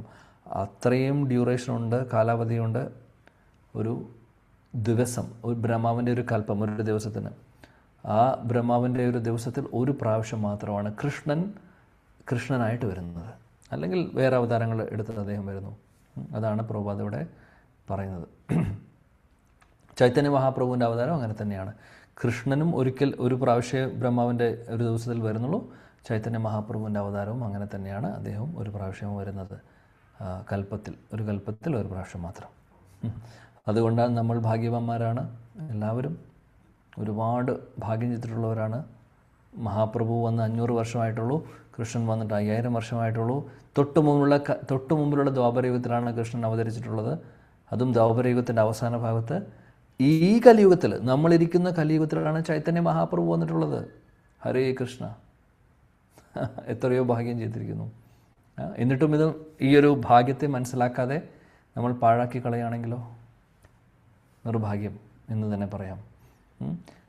നമ്മൾ നേരത്തെ പറഞ്ഞ സതാം കൃപയ്ക്ക് പാത്രമായി നമ്മൾ കൃപാപാത്രങ്ങളായി മാറി.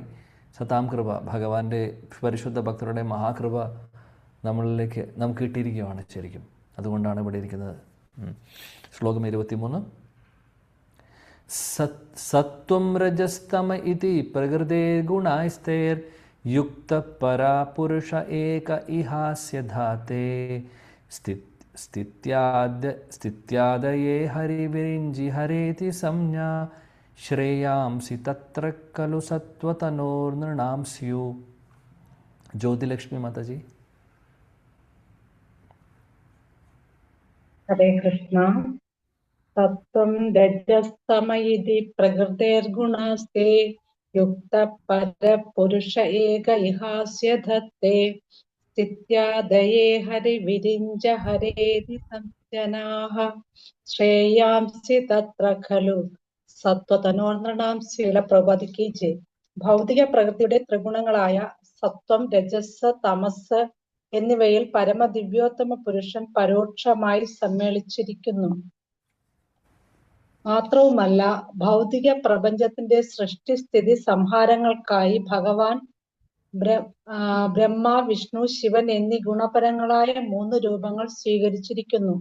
ഈ 3 സ്വരൂപങ്ങളിലും സത്വഗുണ പ്രധാനിയായ വിഷ്ണു ഭഗവാനിൽ നിന്നും പരമക്ഷേമം നേടാൻ കഴിയുന്നു. ഹരേ കൃഷ്ണ. Thank you. ഇവിടെ ഭഗവാൻ വിഷ്ണു അല്ലെങ്കിൽ കൃഷ്ണൻ, അദ്ദേഹം 3 ഗുണങ്ങൾ, സത്വഗുണം, രജോഗുണം, തമോ ഗുണം, ഈ ഗുണങ്ങളുമായിട്ട് പരോക്ഷമായിട്ട് അദ്ദേഹത്തിൻ്റെ ബന്ധം, ഡയറക്റ്റ് ഒരു അസോസിയേഷൻ അല്ല പറയുക, കണക്ഷൻ അല്ല പറയുന്നത്. ഓക്കെ, നമ്മൾ മനസ്സിലാക്കണം, ഈ 3 ഗുണങ്ങളാവട്ടെ, ഭൗതിക ലോകമാവട്ടെ, ഇവിടെയുള്ള മൂലകങ്ങളാവട്ടെ, എല്ലാം തന്നെ ഭഗവാനിൽ നിന്ന് വരുന്നതാണ്. എന്നാൽ ഭഗവാൻ പറയാറുണ്ട്, ഇതെല്ലാം ഭൗതിക ലോകം മുഴുവനും എന്നെ ആശ്രയിച്ചിരിക്കുന്നു, എന്നാൽ എന്നെ ഇതൊന്നും ബാധിക്കുന്നില്ല എന്നും പറയുന്നുണ്ട് അല്ലേ. ഭഗവത്ഗീതയിൽ വളരെ ക്ലിയറായിട്ട് ഭഗവാൻ പറയുന്നുണ്ട്. ഇതെല്ലാം സൃഷ്ടിക്കുന്നത് അദ്ദേഹം തന്നെയാണ്, എല്ലാം വരുന്നത് അദ്ദേഹത്തിൽ നിന്നാണ്. എന്നാൽ അദ്ദേഹത്തെ ഇതൊന്നും ബാധിക്കുന്നില്ല. അദ്ദേഹം പൂർണ്ണമായിട്ടും സ്വതന്ത്രനാണ്. ഇതൊന്നും അദ്ദേഹത്തെ തൊടുന്നില്ല, അദ്ദേഹത്തെ എഫക്റ്റ് ചെയ്യുന്ന കാര്യങ്ങളല്ല. ഇവിടെ പറയുന്നു സത്വഗുണം, രജോഗുണം, തമോ ഗുണം. അപ്പോൾ ഈ ഗുണങ്ങളുമായിട്ട് പരോക്ഷമായിട്ടുള്ള ആ ഒരു ബന്ധത്തിൽ അങ്ങനെ അദ്ദേഹം വിഷ്ണു, ബ്രഹ്മ, വിഷ്ണു, ശിവ, ഈ പറയുന്ന ഗുണാവതാരങ്ങൾ അദ്ദേഹം എടുക്കുന്നു. ഗുണാവതാരങ്ങൾ എന്തിനാണ് വരുന്നത്? ആക്ച്വലി ഈ ഒരു ഭൗതിക ലോകത്തിൻ്റെ മാനേജ്മെൻറ്റിന് വേണ്ടിയിട്ട് അവരുടെ ആവശ്യമുണ്ട് അല്ലേ. അപ്പോൾ പുരുഷാവതാരങ്ങൾ എന്തിനാണ്? പുരുഷാവതാരങ്ങൾ ആവശ്യമാണ്. കാര്യം പരമദിവ്യോത്തമ പുരുഷൻ കൃഷ്ണൻ്റെ വിസ്തരണമാണ് പുരുഷാവതാരം. ആദ്യത്തെ കാരണോദകശായ വിഷ്ണു, അദ്ദേഹത്തിൻ്റെ ശരീരത്തിൽ നിന്നാണ് ബ്രഹ്മാണ്ടങ്ങൾ വരുന്നത്. അങ്ങനെ ഓരോ ബ്രഹ്മാണ്ടത്തിനകത്തേക്കും വിഷ്ണു ഗർഭോദകശായി വിഷ്ണുവായിട്ട് വിസ്തരിക്കുന്നു. ഗർഭോദകശായി വിഷ്ണുവാണ്. അദ്ദേഹത്തിൻ്റെ നാഭിയിൽ നിന്നുള്ള പത്മത്തിൻ്റെ ആ തണ്ടിലാണ് 14 ലോകങ്ങളിരിക്കുന്നത്. ഏറ്റവും മുകളിൽ ബ്രഹ്മാവ് വരുന്നു അല്ലേ. അതിനുശേഷം ക്ഷീരോഗതശായി വിഷ്ണുവായിട്ട് ഓരോ കണങ്ങളിലും ഭഗവാൻ വിസ്തരിക്കുന്നു. ഓരോ ആറ്റത്തിനകത്തും അദ്ദേഹം കയറുന്നു പരമാത്മാവായിട്ട്. ഇത്രയും ഉണ്ട് പുരുഷാവതാരങ്ങളുടെ റോള്. ഇനി അതല്ലാതെ ഇവിടെ ഇത് മുന്നോട്ട് കൊണ്ടുപോകണ്ടേ? ഇനിയും ഒരുപാട് ആളുകൾക്ക് റോളുകളുണ്ട്. ബ്രഹ്മാവ്, വിഷ്ണു, ശിവ. അപ്പോൾ സൃഷ്ടി സംബന്ധിച്ചുള്ള കാര്യം പ്രത്യേകിച്ചും വിസർഗം എന്ന് പറയും ബ്രഹ്മാവ് ചെയ്യുന്നത്. സർഗം എന്ന് പറയുമ്പോൾ കൃഷ്ണൻ അല്ലെങ്കിൽ വിഷ്ണുവിൻ്റെ ഈ മൂലകങ്ങൾ സൃഷ്ടിക്കുന്നതും ബ്രഹ്മാണ്ഡ സൃഷ്ടിയും ഇതെല്ലാം വിഷ്ണു ചെയ്യുന്നതാണ്. അതിനെ പറയുന്നു പ്രൈമറി ക്രിയേഷൻ എന്ന് ഇംഗ്ലീഷിൽ പറയുന്നു. സംസ്കൃതത്തിൽ സർഗം എന്ന് പറയും. വിസർഗം എന്ന് പറഞ്ഞു കഴിഞ്ഞാൽ സെക്കൻഡറി ക്രിയേഷൻ, അതായത് അടുത്ത സ്റ്റെപ്പ്. അതായത് ജീവജാലങ്ങൾക്ക് ശരീരം കൊടുക്കുന്നു, കർമ്മം അനുസരിച്ചിട്ടുള്ള ബോഡികളെല്ലാം ശരീരങ്ങളെല്ലാം കൊടുക്കുന്നു, അങ്ങനെയുള്ള കാര്യങ്ങളൊക്കെ ചെയ്യുന്നത് ബ്രഹ്മാവാണ്. അപ്പോൾ ആ സൃഷ്ടിയുമായിട്ട് സംബന്ധിച്ച് ആ സൃഷ്ടി നടത്താൻ ആൾ വേണം. അപ്പോൾ ബ്രഹ്മാവ്, ഇപ്പോൾ വിഷ്ണു, അതുകൊണ്ടാണ് ഗുണാവതാരങ്ങളായിട്ട് പറയുന്നത് ബ്രഹ്മ, വിഷ്ണു, മഹേശ്വര, ഇവരെ 3 പേരെയും. അതിൽ ബ്രഹ്മാവ് എടുക്കുന്നത് എന്താണ്? അദ്ദേഹം സൃഷ്ടിയുമായിട്ട് സംബന്ധിച്ചിട്ടുള്ള കാര്യങ്ങൾ ചെയ്യുന്നു, വിസർഗം ചെയ്യുന്നു. വിഷ്ണു പരിപാലനം ചെയ്യുന്നു. ഭഗവാൻ ശിവനാണ് സംഹാരത്തിൻ്റെ റോൾ എടുക്കുന്നത്. അപ്പോൾ ഇവിടെ ഈ ശ്ലോകത്തിൽ നമ്മൾ പറയുന്നു ഗുണാവതാരങ്ങളെക്കുറിച്ച്, ഗുണാവതാരങ്ങളായിട്ട് ഭഗവാൻ വിസ്തരിക്കുന്നതിനെക്കുറിച്ചാണ് ഇവിടെ പറയുന്നത്. പിന്നീട് പറയുന്നു, എന്നാൽ ഈ 3 ഗുണങ്ങളിൽ വെച്ച് ഏറ്റവും, അതായത് സൃഷ്ടി എളുപ്പമാണ്, സംഹാരം എളുപ്പമാണ്, എന്നാൽ പരിപാലനം ബുദ്ധിമുട്ടാണ്, അല്ലേ? അത് എളുപ്പമാണെന്ന് പറഞ്ഞു കഴിഞ്ഞാൽ നമുക്ക് ചെയ്യാൻ സാധിക്കുമെന്നല്ല പറയുന്നത്. എന്നാൽ ഈ 3 കാര്യത്തിൽ വെച്ച് പരിപാലനമാണ് എപ്പോഴും ബുദ്ധിമുട്ട്. ഇപ്പോൾ വിവാഹം കഴിക്കാൻ എളുപ്പമാണ്, വിവാഹം അവസാനിപ്പിക്കാൻ എളുപ്പമാണ്, എന്നാൽ അതിനെ മെയിൻറ്റെയിൻ ചെയ്ത് കൊണ്ടുപോകാന്ന് പറയുന്നത് എളുപ്പമല്ല. അപ്പോൾ ഏതൊരു കാര്യത്തിലും മെയിൻ്റെനൻസ് ആണ് ബുദ്ധിമുട്ട്. നമ്മളൊരു കാര്യം, സംരംഭം തുടങ്ങാൻ എളുപ്പമാണ്, അവസാനിക്കാൻ എളുപ്പമാണ്, അതിനെ കൊണ്ടുപോകണമെങ്കിൽ എളുപ്പമല്ല. ഒരുപാട് കാര്യങ്ങളുണ്ട്. അപ്പോൾ പരിപാലനം നേരിട്ട് എടുക്കുന്നത് ഭഗവാൻ, നേരിട്ട് കൃഷ്ണൻ അല്ലെങ്കിൽ വിഷ്ണു എടുക്കുന്നു. അപ്പോൾ ആ പരിപാലനത്തിന് സത്വഗുണം ആവശ്യമാണ്. സൃഷ്ടിയെ സംബന്ധിച്ച് രജോ ഗുണം ആവശ്യമാണ്. കാര്യം എന്ത് സൃഷ്ടിക്കാനും അതിൽ കുറച്ച് രജോ ഗുണം ആവശ്യമുണ്ട്. സംഹാരം എന്ന് പറയുമ്പോൾ അവിടെ തമോ ഗുണത്തിൻ്റെ ഒരു പ്രസക്തിയും വരുന്നു. എന്നാൽ പരിപാലനമാവട്ടെ അവിടെ സത്വഗുണം വേണം. അപ്പോൾ അതാണ് വിഷ്ണു എടുക്കുന്ന റോള്. എന്നിട്ടിവിടെ ശ്ലോകത്തിൽ പറയുന്നു, ഈ 3 ഗുണങ്ങളിൽ വെച്ച് എല്ലാ മനുഷ്യർക്കും ഗുണമുണ്ടാവാൻ വേണ്ടി, അതായത് ബെനിഫിറ്റ് ഉണ്ടാവാൻ വേണ്ടി വിഷ്ണു അദ്ദേഹം ഈ സത്വഗുണത്തിൻ്റെ ആ ഒരു ഇൻചാർജ് ആവുന്നു, അല്ലെങ്കിൽ സത്വഗുണം അദ്ദേഹമാണ് മാനേജ് ചെയ്യുന്നത്. അതാണ് പറയുന്നത്. അപ്പോൾ എല്ലാവർക്കും ഗുണകരമായിട്ടുള്ള കാര്യം. അപ്പോൾ വിഷ്ണു. ഹരീഷ് പ്രഭു, ഒരു സംശയം. ഈ ക്ഷീരോദകശായ വിഷ്ണുവിന്റെ നാഭിൽ നിന്നല്ലേ താമര ബ്രഹ്മാവ് ഉണ്ടാകും? അല്ല, ക്ഷീരോദകശായ വിഷ്ണുവിന്റെ നാഭിൽ നിന്നല്ലേ? അല്ല, ഗർഭോദകശായ വിഷ്ണു. ക്ഷീരോദകശായ വിഷ്ണു പരമാത്മാവായിട്ടിരിക്കുന്നു. ഗർഭോദകശായ വിഷ്ണുവിൻ്റെ നാഭിയിൽ നിന്നാണ് ബ്രഹ്മാവ് വരുന്നത്. ആ ഗർഭോദകശായ വിഷ്ണുവാണ് Shri Anantha Padmanabha Swamy. Okay okay, thank you.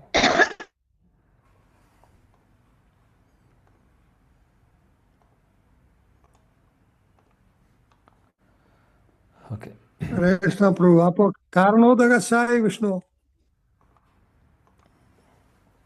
Hare Krishna. കാരണോദകശായ വിഷ്ണുവിൽ നിന്നാണ് ബ്രഹ്മാണ്ടങ്ങൾ വരുന്നത്.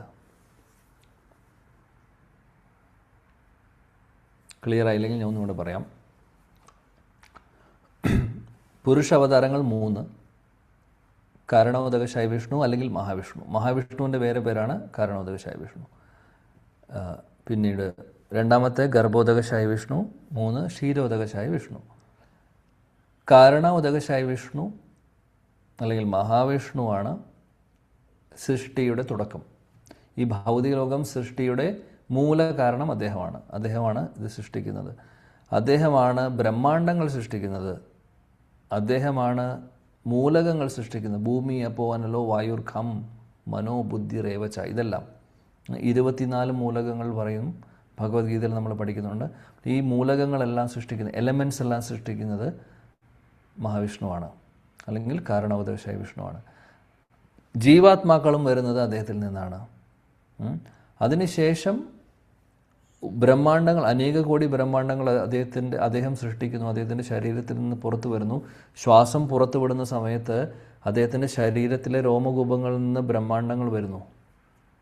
അനേക കോടി പോലും പറയാൻ സാധിക്കില്ല, അത്രയ്ക്ക് അധികമാണ്. അതായത് നമുക്കൊരു എണ്ണം പറയാൻ സാധിക്കില്ല, അത്ര അനന്തമാണ്.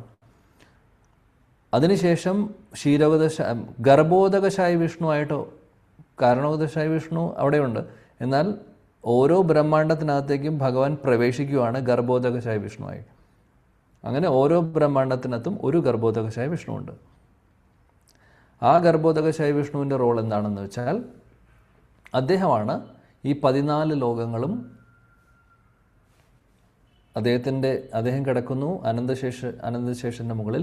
ആ അനന്തശേഷനാണ് എല്ലാം താങ്ങി നിർത്തുന്നതും.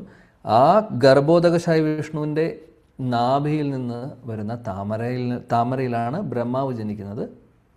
ആ താമരത്തണ്ടിലാണ് 14 ലോകങ്ങളുള്ളത്. അതിൽ ഏറ്റവും മുകളിലുള്ള ലോകമാണ് ബ്രഹ്മലോകം അല്ലെങ്കിൽ സത്യലോകം.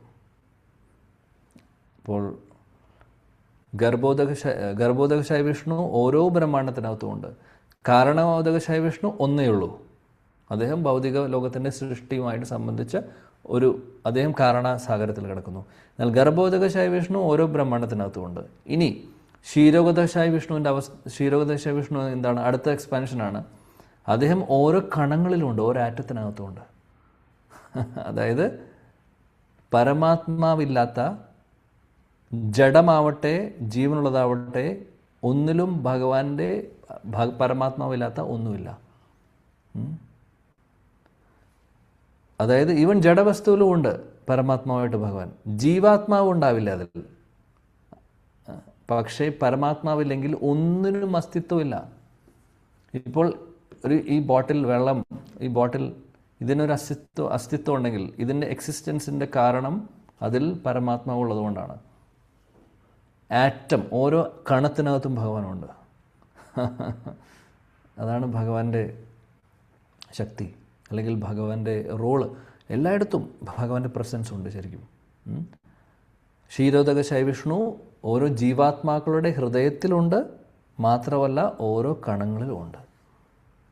അതാണ് 3 വിഷ്ണു അവതാരങ്ങൾ, 3 പുരുഷ അവതാരങ്ങൾ.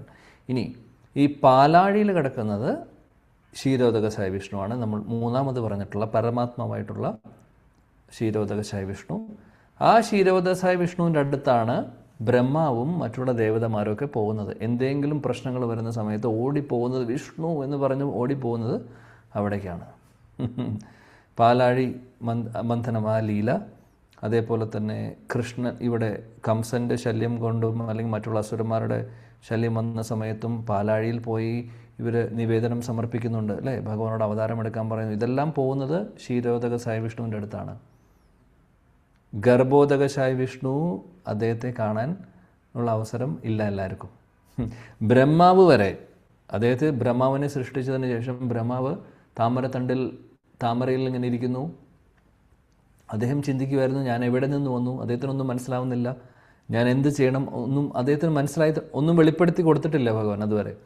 അങ്ങനെ പറയുന്നുണ്ട്, ഇദ്ദേഹം ആ താമരത്തണ്ടിൻ്റെ അവസാനം താഴോട്ട് നോക്കുമ്പോൾ ഇതിങ്ങനെ പോകുന്നുണ്ട്, അതിനൊരു അവസാനം കാണുന്നില്ല.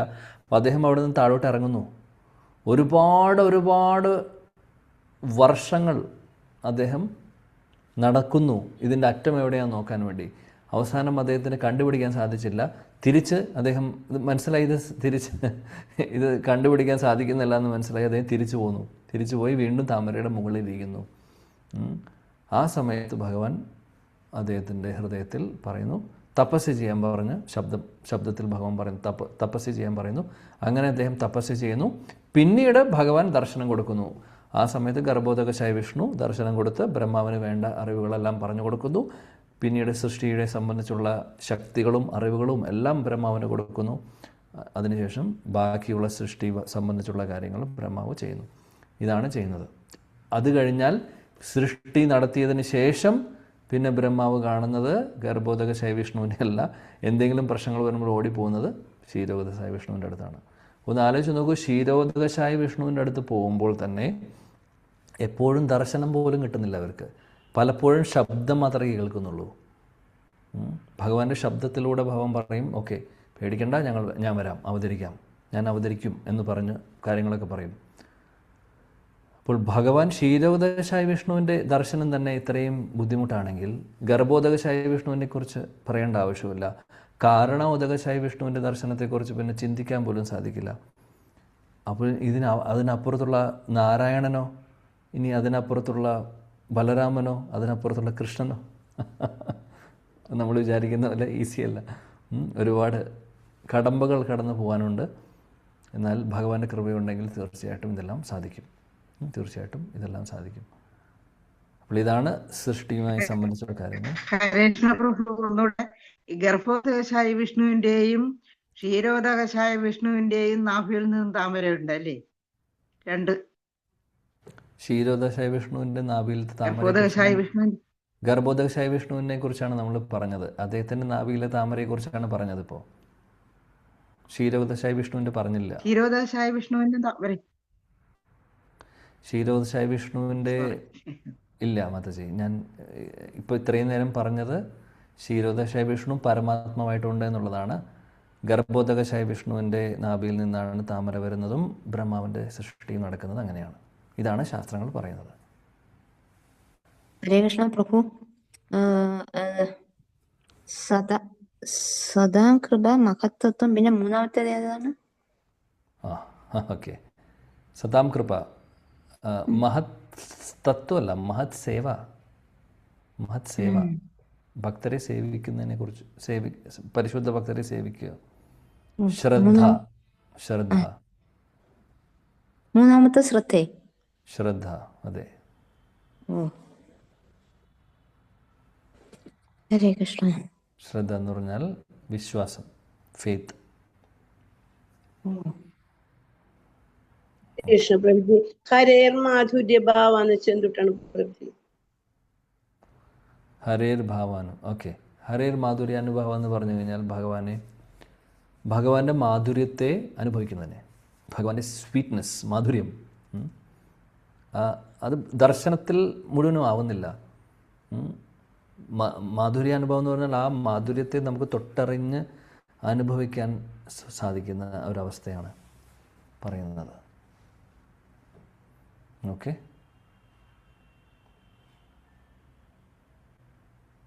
ഇപ്പോൾ വേണു മാധുരി, പ്രേമ മാധുരി എന്നൊക്കെ നമ്മൾ പറയും. ഭഗവാന്റെ ഓരോ ക്വാളിറ്റീസ് അല്ലേ, ഓരോ സവിശേഷതകളാണ്. ഇതെല്ലാം അനുഭവിക്കുന്നതിൻ്റെ ഒരു കാര്യമാണ് പറയുന്നത്. അപ്പോൾ അതൊരു ഹയസ്റ്റ് ലെവലാണ് ശരിക്കും. ഹരേ കൃഷ്ണ. Thank you. വേറെ ആർക്കെങ്കിലും എന്തെങ്കിലും സംശയങ്ങളുണ്ടോ എന്ന് നമ്മൾ ചർച്ച ചെയ്തതിൽ? പ്രഭു മഹത്വത്വം ഒന്നുകൂടെ ഒന്ന് പറയണേ പ്രഭു. നമ്മൾ മഹത്വത്തെ കുറിച്ചൊന്നും പറഞ്ഞില്ലല്ലോ. ഒരു സംശയമുണ്ട്. മഹത്തത്വം എന്ന് ഞാൻ വീണ്ടും കൺഫ്യൂസ് ചെയ്യേണ്ടെന്ന് വിചാരിച്ചിട്ടാണ്. നമ്മൾ ഇനി സൃഷ്ടിയെക്കുറിച്ച് പറയുമ്പോൾ ചർച്ച ചെയ്യാം അത് മതി. രണ്ടാമത്തെ സ്കന്ധത്തിൽ ഇത് വിശദമായിട്ട് വരുന്നുണ്ട്. സമയമുണ്ട്. കാര്യം ഭഗവത്ഗീതയിൽ പഠിക്കുന്ന സമയത്ത് ഭഗവത്ഗീതയിൽ ഇതിനെക്കുറിച്ച് പറയുന്നുണ്ട്. ഭാവാർത്ഥത്തിൽ പ്രഭുപാദ് അപ്പോൾ ഭക്തിശാസ്ത്രി ക്ലാസ്സിൽ കേട്ടിട്ടുണ്ടാവും മാതാജി, ഞാൻ പറഞ്ഞിട്ടുണ്ട്. അപ്പോൾ ഇപ്പോൾ പറഞ്ഞു കഴിഞ്ഞാൽ കൺഫ്യൂഷൻ വരണ്ടെന്ന് വെച്ചിട്ടാണ് പറയുന്നത്. സൃഷ്ടിയെക്കുറിച്ച് എവിടെയെങ്കിലും മഹത്വത്തെക്കുറിച്ച് ഭാവാർത്ഥത്തിൽ പറയുന്ന സമയത്ത് നമുക്ക് ചർച്ച ചെയ്യാം. ശരി. ഹരേ കൃഷ്ണ പ്രഭു. ഹരേ കൃഷ്ണ പ്രഭു. സത്വഗുണത്തിൽ വർത്തിക്കുന്നത് മഹാവിഷ്ണു, പിന്നെ രജോഗുണത്തില് ബ്രഹ്മാവ്. കാര്യം സൃഷ്ടിയുമായിട്ട് സംബന്ധിക്കുമ്പോൾ അതിന് രജോഗുണം ആവശ്യമാണ്. സംഹാരം എന്ന് പറഞ്ഞ പ്രക്രിയ, ആ ഒരു ആക്ടിവിറ്റിക്ക് തമോ ഗുണത്തിൻ്റെ ആവശ്യമുണ്ട്. എന്നാൽ ഒരു കാര്യം മനസ്സിലാക്കണം, ഇവർ 3 ഗുണങ്ങളുടെ അധിഷ്ഠാത്രിയാവുന്നു. പക്ഷേ അതിൻ്റെ അർത്ഥം ഈ ഗുണങ്ങൾ, ഇപ്പോൾ തമോ ഗുണത്തിൻ്റെ ഇൻചാർജ് ശിവനാണ്. അതിൻ്റെ അർത്ഥം തമോ ഗുണത്തിലാണ് ഭഗവാൻ ശിവൻ എന്ന് വിചാരിക്കരുത്. അത് ഒരിക്കലും അല്ല, അങ്ങനെയല്ല അതിൻ്റെ കൺസെപ്റ്റ്. അവർ അതിൻ്റെ ഇൻചാർജാണെന്ന് മാത്രം. അതിൻ്റെ ഡ്യൂട്ടി, അവരാണ് അതിൻ്റെ കൺട്രോളർ. ഈ ഉദാഹരണത്തിന് യമരാജൻ എല്ലാവർക്കും ശിക്ഷ കൊടുക്കുന്നു പാപം ചെയ്തിട്ടുള്ള ആളുകൾക്ക്. അതിൻ്റെ അർത്ഥം യമരാജൻ എന്തെങ്കിലും മോശമായിട്ടുള്ള ക്വാളിറ്റിയുള്ള ആളാണോ? അല്ല, മഹാജനാണ് അദ്ദേഹം. 12 മഹാജനങ്ങൾ ഒരു വ്യക്തിയാണ് അദ്ദേഹം. പരിശുദ്ധ ഭക്തനാണ് ഭഗവാന്റെ. അപ്പോൾ ആ ഒരു റോൾ എടുക്കുന്നു മാത്രം. പക്ഷേ ഈ ഗുണങ്ങളൊന്നും ഇവരെ ബാധിക്കുന്നില്ല. പരിശുദ്ധ ഭക്തരാണ് ബ്രഹ്മാവാണെങ്കിലും അതേപോലെ തന്നെ മഹാദേവൻ ശിവനാണെങ്കിലും. പിന്നെ ഭഗവാനെ കുറിച്ച് പിന്നെ പറയേണ്ട ആവശ്യമില്ല. വിഷ്ണു നേരിട്ട് ഭഗവാൻ തന്നെയാണ് അവിടെ സത്വഗുണം നോക്കുന്നത്. ഓക്കെ പ്രഭു, ഒരു ചോദ്യം എന്ന് വെച്ചാൽ, ഈ ബ്രഹ്മാവിന് കാണാൻ പറ്റിയിട്ടുണ്ടോ? ബ്രഹ്മാവിന് ഗോലോകം കാണാൻ പറ്റിയിട്ടുണ്ട്. ഇല്ലെങ്കിൽ ബ്രഹ്മസംഹിത അദ്ദേഹത്തിൻ്റെ തിരുമുഖത്തിൽ നിന്ന് വരില്ല. അത് ഈ ഒരു അവസരത്തിലാണ് കണ്ടിട്ടുള്ളതെന്ന് പറയാൻ പറ്റില്ല. അത് പറയുന്നില്ല ഭാഗവതം. വേറെ അവസരത്തിൽ അദ്ദേഹം കണ്ടിട്ടുണ്ട് ഗോലോകം. ഇല്ലെങ്കിൽ ബ്രഹ്മസംഹിത എന്ന് പറയുന്നത് ബ്രഹ്മാവാണ് ഗോലോക വൃന്ദാവനത്തെ വർണ്ണിക്കുന്നത് ബ്രഹ്മസംഹിതയിൽ. അപ്പോൾ അത് അദ്ദേഹത്തിന് വർണ്ണിക്കാൻ സാധിച്ചതിൻ്റെ കാരണം ഭഗവാൻ ഗോലോക വൃന്ദാവനം ദർശനം കൊടുത്തിട്ടുണ്ട്. അതെപ്പോഴാണെന്നുള്ളത് ശാസ്ത്രങ്ങളിൽ ക്ലിയറായിട്ട് പറയുന്നില്ല എന്ന് മാത്രം. എന്നാലുണ്ട് ഉറപ്പായിട്ടും. ഓക്കെ, ഒരു സംശയമുണ്ട്. ചോദിക്കൂ. മഹാദേവനാണല്ലോ ഏറ്റവും വലിയ ഭഗവാന്റെ ഭക്തൻ. പക്ഷെ വൈഷ്ണവർ അദ്ദേഹത്തെ ഫോളോ ചെയ്യുന്നുണ്ടോ? വൈഷ്ണവാനാം യഥാ ശംഭു, മഹാദേവനെ ഭഗവാൻ ശിവനെ അങ്ങനെ പറയും. തീർച്ചയായിട്ടും അദ്ദേഹം പരിശുദ്ധ ഭക്തനാണ്, ഭഗവാന് പ്രിയപ്പെട്ട ഭക്തനാണ്. അദ്ദേഹത്തെ ഫോളോ ചെയ്യുന്നതിന് കുഴപ്പമില്ല. പക്ഷേ അദ്ദേഹം പരമദിവ്യോത്തമ പുരുഷനാണെന്ന് ചിന്തിക്കുമ്പോഴാണ് അവിടെ പ്രശ്നം വരുന്നത്. എന്നാൽ ഭഗവാൻ കൃഷ്ണൻ്റെ അല്ലെങ്കിൽ വിഷ്ണുവിൻ്റെ പരിശുദ്ധ സേവകനാണെങ്കിൽ, പരിശുദ്ധ ഭക്തനാണ്, വൈഷ്ണവിൽ വെച്ച് ഏറ്റവും വരിഷ്ഠനായിട്ടുള്ള വൈഷ്ണവനാണ് മഹാദേവൻ എന്നുള്ള ഭാവത്തിൽ നമ്മൾ മഹാദേവനെ ആരാധിക്കുകയാണെങ്കിൽ ഒരു കുഴപ്പമില്ല. നേരെ മറിച്ച് അദ്ദേഹം പരമദിവ്യോത്തമ പുരുഷൻ ആണെന്ന് പറയുമ്പോഴാണ് കാര്യം മാറുന്നത്. അതാണ് വ്യത്യാസം. അതുകൊണ്ട് വൈഷ്ണവരെ സംബന്ധിച്ച് നമ്മൾ വൈഷ്ണവ പരമ്പരയിൽ എല്ലാവരും ഭഗവാൻ ശിവനെ ഒരുപാട് റെസ്പെക്റ്റ് ചെയ്യുന്നുണ്ട്. ഗോലോക വൃന്ദാവനത്തിൽ അല്ലെങ്കിൽ വൃന്ദാവനത്തിൽ അറിയാം ഗോപേശ്വർ മഹാദേവ്, അവിടെ ആ വൃന്ദാവനം പ്രൊട്ടക്റ്റ് ചെയ്യുന്നുണ്ട് അദ്ദേഹം. ഗോപേശ്വർ മഹാദേവ് പോലെ മഹാദേവൻ്റെ ഒരുപാട് സ്ഥലങ്ങളുണ്ട് വൃന്ദാവനത്തിൽ തന്നെ. ഓരോ സ്ഥലങ്ങളിലും അദ്ദേഹം കുണ്ടേശ്വർ മഹാദേവുണ്ട്, ചക്ലേശ്വർ മഹാദേവുണ്ട്. ഞാൻ ഇവിടുത്തെ വൃന്ദാവനത്തിലെ കാര്യമാണ് പറയുന്നത്. ഗോപേശ്വർ മഹാദേവ്, ഒരുപാട് സ്ഥലങ്ങൾ. കാര്യം എല്ലാ ലീലാസ്ഥലികളുടെ അടുത്തും ഉണ്ടാവും മഹാദേവൻ. കാര്യം ആ ഒരു ധാമനെ പ്രൊട്ടക്റ്റ് ചെയ്യുന്ന വ്യക്തിയാണ് അദ്ദേഹം. ഭഗവാന് അത്രയും പ്രിയപ്പെട്ട ഭക്തനായതുകൊണ്ടാണ് ആ ഒരു റോള് കൊടുത്തിട്ടുള്ളത് ഭഗവാൻ. സോ അതുകൊണ്ട് തീർച്ചയായിട്ടും അദ്ദേഹം ഒരുപാട് റെസ്പെക്റ്റ് ചെയ്യേണ്ട ഒരു വ്യക്തി തന്നെയാണ്. അദ്ദേഹം വരിഷ്ഠനായിട്ടുള്ള വൈഷ്ണവൻ തന്നെയാണ്. എന്നാൽ ആരാധന ചെയ്യാം ഈ പറഞ്ഞ പോലെ. പക്ഷേ അദ്ദേഹത്തെ ഭഗവാനായിട്ട് കാണുമ്പോൾ അദ്ദേഹത്തിന് പോലും ഇഷ്ടമല്ല. അദ്ദേഹം പറയും ഞാനല്ല ഭഗവാൻ വിഷ്ണുവാണ് അല്ലെങ്കിൽ കൃഷ്ണനാണെന്ന് പറയും. അപ്പോൾ കൃഷ്ണഭക്തി പോയി ചോദിക്കൂ ആരോട്? മഹാദേവനോട്. സന്തോഷമാവും. കൃഷ്ണഭക്തി തരാൻ വേണ്ടി റെഡി ആയിട്ടിരിക്കുകയാണ് അദ്ദേഹം. അതുകൊണ്ട് മഹാദേവൻ ശിവൻ്റെ അമ്പലത്തിൽ പോയി നല്ലവണ്ണം ഹരേ കൃഷ്ണ മഹാമന്ത്രം ചൊല്ലാം. ഹരേ കൃഷ്ണ കൃഷ്ണ കൃഷ്ണ ഹരേ ഹരേ, ഹരേ രാം രാം രാം ഹരേ ഹരേ എന്ന് പറഞ്ഞ് മഹാദേവനോട് ചോദിക്കുകയാണ് എനിക്ക് കൃഷ്ണഭക്തി തരണേ. സന്തോഷമായിട്ട് അദ്ദേഹം തരും. അങ്ങനെ നമുക്ക് ആരാധിക്കാം, നേരെ മറിച്ചല്ല. അതാണ് വ്യത്യാസം. ഓക്കെ, കൃഷ്ണ ശിവഭഗവാൻ എന്നൊക്കെ പറയുന്നത് അപ്പൊ ശരിയാണോ? ശിവഭഗവാൻ, ഓഫ് കോഴ്സ് ശിവഭഗവാൻ എന്ന് തന്നെ പറയും, ഒരു കുഴപ്പമില്ല. കാര്യം ഭഗവാൻ കൃഷ്ണനും വിഷ്ണുവും ശിവനും തമ്മിൽ, ശിവൻ ഒരിക്കലും ഒരു ജീവതത്വമല്ല എന്ന് നമ്മൾ പറഞ്ഞു. ഭഗവാൻ ശിവൻ തന്നെ അങ്ങനെ തന്നെ പറയുന്നതിന് ഒരു തെറ്റുമില്ല, അങ്ങനെ തന്നെ പറയണം. കാര്യം പറയുന്നുണ്ട് ബ്രഹ്മസംഹിതയിൽ, പാലും തൈരും പോലുള്ള വ്യത്യാസമേ ഉള്ളൂ വിഷ്ണു തത്വവും ശിവതത്വവും തമ്മിൽ. തൈര് വരുന്നത് എവിടെ നിന്നാണ്? പാലിൽ നിന്നാണ്. പാലിൻ്റെ പ്രൊഡക്റ്റാണ് തൈര്, അല്ലേ? തൈരിന് തിരിച്ച് പാലാവാൻ സാധിക്കില്ല. അതേപോലെ ശിവൻ ഒരിക്കലും വിഷ്ണു ആവാൻ സാധിക്കില്ല, അല്ലെങ്കിൽ കൃഷ്ണൻ ആവാൻ സാധിക്കില്ല. പക്ഷേ പാലും തൈരും മിൽക്ക് പ്രൊഡക്റ്റാണോ, പാലിൻ്റെ ഉൽപ്പന്നങ്ങളാണോ? തീർച്ചയായിട്ടും ആണ്. അപ്പോൾ അതുകൊണ്ട് അദ്ദേഹത്തിൻ്റെ പൊസിഷൻ അങ്ങനെയാണ്. അതുകൊണ്ട് ഭഗവാൻ എന്ന് വിളിക്കുന്നതിന് ഒരു തെറ്റുമില്ല. ഇനി എന്തിനു പറയണം ശിവൻ്റെ കാര്യം? ഭാഗവതത്തിൽ പല സ്ഥലങ്ങളിലും നാരദമുനിയെ ഭഗവാൻ എന്ന് വിളിക്കുന്നുണ്ട്, ശുകദേവ് ഗോസ്വാമിയെ പറയുന്നുണ്ട്. അവിടെ പക്ഷെ അതൊരു അഭിസംബോധനയാണ്. ശരിക്കും അഭിസംബോധന എന്ന് പറഞ്ഞാൽ റെസ്പെക്റ്റ് കൊടുക്കുന്നതാണ്. പരിശുദ്ധ ഭക്തരായിട്ടുള്ള ശ്രേണിയിൽ വരുന്ന ആൾക്കാർക്ക് ഭഗവാന്റെ ക്വാളിറ്റീസൊക്കെ, അല്ലെങ്കിൽ ഭഗവാനുമായിട്ട് അത്രമാത്രം ചേർന്ന് നിൽക്കുന്ന ആൾക്കാരാണ്. അതുകൊണ്ട് ചിലപ്പോൾ അവരെ സ്തുതിക്കുന്ന കൂട്ടത്തിൽ ഭഗവാൻ എന്ന് വിളിക്കുന്നു. അതിൻ്റെ അർത്ഥം പരമദിവ്യോത്തമ പുരുഷൻ ഭഗവാനാണെന്നുള്ളതല്ല, ആ റെസ്പെക്റ്റ് കൊടുക്കുന്നതാണ്. അതുകൊണ്ട് അങ്ങനെയുള്ള അഭിസംബോധനയിൽ തെറ്റില്ല. Okay, Hare Krishna. Thank you. Hare Krishna. ജയ് ശ്രീ അനന്ത പത്മനാഭ സ്വാമി ജയ്. ഹരേ കൃഷ്ണ. പ്രഭുജി ബ്രഹ്മദേവന് വരെ പറഞ്ഞു. അത് കഴിഞ്ഞിട്ട് അടുത്ത സ്റ്റെപ്പ് കൂടെ അടുത്ത മഹാദേവൻ കൂടെ ജനിക്കുന്ന കൂടെ ഒന്ന് ചുരുക്കി പറയാൻ പറ്റുമോ? മഹാദേവന്റെ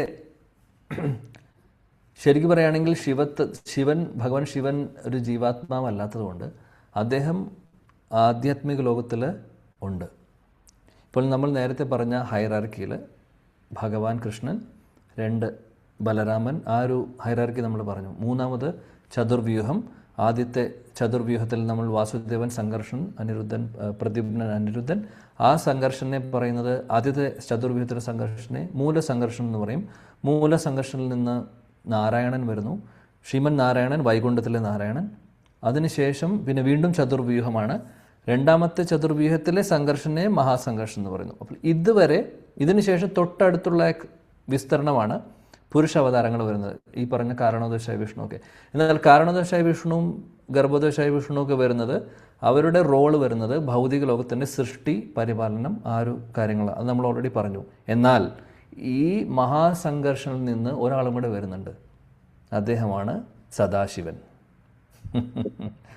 ആ സദാശിവ ലോകം എന്ന് പറയുന്നത് ശരിക്കും പറയുകയാണെങ്കിൽ ആധ്യാത്മിക ലോകത്തിലെ, അതായത് വിരജാ നദിയുടെ ശേഷം ഉള്ള ഭാഗത്താണ്. അതായത് ആധ്യാത്മിക ലോകത്തിൻ്റെ തുടക്കത്തിലാണ് ഈ കൈലാസം അല്ലെങ്കിൽ സദാശിവ ലോകമുള്ളത്.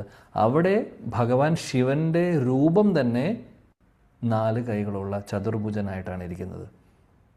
ആ മഹാദേവൻ, ആ സദാശിവൻ ഇവിടെ നമ്മൾ പറഞ്ഞു ഭൗതിക ലോക സൃഷ്ടിയുമായിട്ട് സംബന്ധിച്ച് കാരണോദകശായ വിഷ്ണു, ഗർഭോദകശായ വിഷ്ണു, ക്ഷീരോദശായ വിഷ്ണുവിനെ കുറിച്ച്. അതേപോലെ തന്നെ മഹാദേവനും അങ്ങോട്ട് വിസ്തരിക്കുന്നുണ്ട്. സദാശിവൻ ഓൾറെഡി സദാശിവ ലോകത്തിലിരിക്കുന്നു, എന്നാൽ അദ്ദേഹവും വിസ്തരിക്കുന്നുണ്ട്. എന്തിനു വേണ്ടിയിട്ടാണ്? ഇവിടെ വിഷ്ണുവിനെ സഹായിക്കാൻ വേണ്ടി. വിഷ്ണുവിനെ എങ്ങനെയാണ് സഹായിക്കുന്നത്? അതും ഇപ്പോൾ നേരത്തെ ജ്ഞാനാംബിക മാതാജി ചോദിച്ചതുമായിട്ട് ഇപ്പോൾ വീണ്ടും അവിടേക്ക് നമ്മൾ എത്തി. അപ്പോൾ വിഷ്ണു, കാരണോദകശായ വിഷ്ണു, ഇത് ശ്രദ്ധിക്കണം. ഇതെല്ലാം തത്വങ്ങളെല്ലാം ശാസ്ത്രങ്ങളിൽ വളരെ ക്ലിയറായിട്ട് പറയുന്നുണ്ട്. ഇതിലൊരു സംശയവും തോന്നേണ്ട കാര്യമില്ല. മനസ്സിലാക്കിയാൽ ഒരുപാട് നല്ലതാണ്. അപ്പോൾ കാരണോദകശായ വിഷ്ണു, അദ്ദേഹം ബ്രഹ്മാണ്ടങ്ങൾ സൃഷ്ടിച്ചതിന് ശേഷം അതേപോലെ മൂലകങ്ങൾ സൃഷ്ടിക്കുന്നുണ്ട്, അല്ലേ? ഇനി മൂലകങ്ങൾ ഇല്ലെങ്കിൽ ഇപ്പോൾ ഭൂമി, അപ്പോവനല്ലോ വായു, ഭൂമി, ആകാശം, വെള്ളം, ഇതെല്ലാം സൃഷ്ടിക്കുന്നത് വിഷ്ണുവാണ്, ജീവാത്മാവും. ഇനി അതിനുശേഷം ഈ പ്രകൃതി, ഇതെല്ലാം അദ്ദേഹം സൃഷ്ടിച്ചു. പക്ഷേ ഇതൊന്നും ആക്റ്റീവായിട്ടില്ല. അപ്പോൾ അത് ഒരു ഇരിക്കുന്നത് അപ്രകടമായിട്ടുള്ളൊരവസ്ഥയിലാണ്. എന്നാൽ അതിനെ പ്രകടമാക്കണം, അതിനെ ആക്റ്റീവ് ആക്കേണ്ട ഒരു കാര്യം കൂടിയുണ്ട്. എന്നാലാണ് പിന്നീട് പ്രകൃതിയാവുന്നത്. അതുവരെ പ്രകൃതിയെ ആക്റ്റീവ് അല്ലാത്ത അവസ്ഥയെ പ്രധാനം എന്നാണ് പറയുന്നത് ശാസ്ത്രങ്ങളിൽ. ഓക്കെ, അത് ആക്ടിവേറ്റ് ആവുമ്പോൾ അത് പ്രകൃതിയാവുന്നു. പിന്നെയാണ് സൃഷ്ടിയൊക്കെ, ബാക്കിയുള്ള സൃഷ്ടി ബ്രഹ്മാവൊക്കെ ചെയ്യുന്നത്. ഓക്കെ, അപ്പോൾ ഈ ഒരു കാര്യത്തിൽ ഒരു റോളുണ്ട് അവിടെ ശിവന്. എന്താണെന്ന് വെച്ചാൽ, കാര്യം പ്രകൃതി എന്ന് പറഞ്ഞു കഴിഞ്ഞാൽ സ്ത്രീയാണ്. അതായത് ഭഗവാൻ, ആ പ്രകൃതി എന്ന് പറഞ്ഞു കഴിഞ്ഞാൽ സ്ത്രീ എന്ന് പറഞ്ഞാൽ വേറെ ആരുമല്ല, ദുർഗാദേവി. അപ്പോൾ ദുർഗാദേവി ആരുടെ പാർട്ട്ണറാണ്? മഹാദേവൻ്റെ പാർട്ട്ണറാണ്, അല്ലേ? എന്നാൽ ദുർഗാദേവി എവിടെ നിന്ന് വരുന്നു? പാർവതി ദേവി എവിടെ നിന്ന് വരുന്നു? ലക്ഷ്മി ദേവിയുടെ എക്സ്പാൻഷനാണ്, ലക്ഷ്മി ദേവിയിൽ നിന്നാണ് വരുന്നത്. മഹാദേവൻ വരുന്നത് വിഷ്ണുവിൻ്റെ എക്സ്പാൻഷനാണ്. നമ്മൾ നേരത്തെ പറഞ്ഞു സംഘർഷൻ എന്ന് പറയുന്നത് വിഷ്ണു തത്വമാണ്. അത് അവിടെ നിന്നാണ് സദാശിവൻ വരുന്നത്. പിന്നെ അവിടെ നിന്ന് ഭഗവാൻ ശിവൻ വരുന്നു.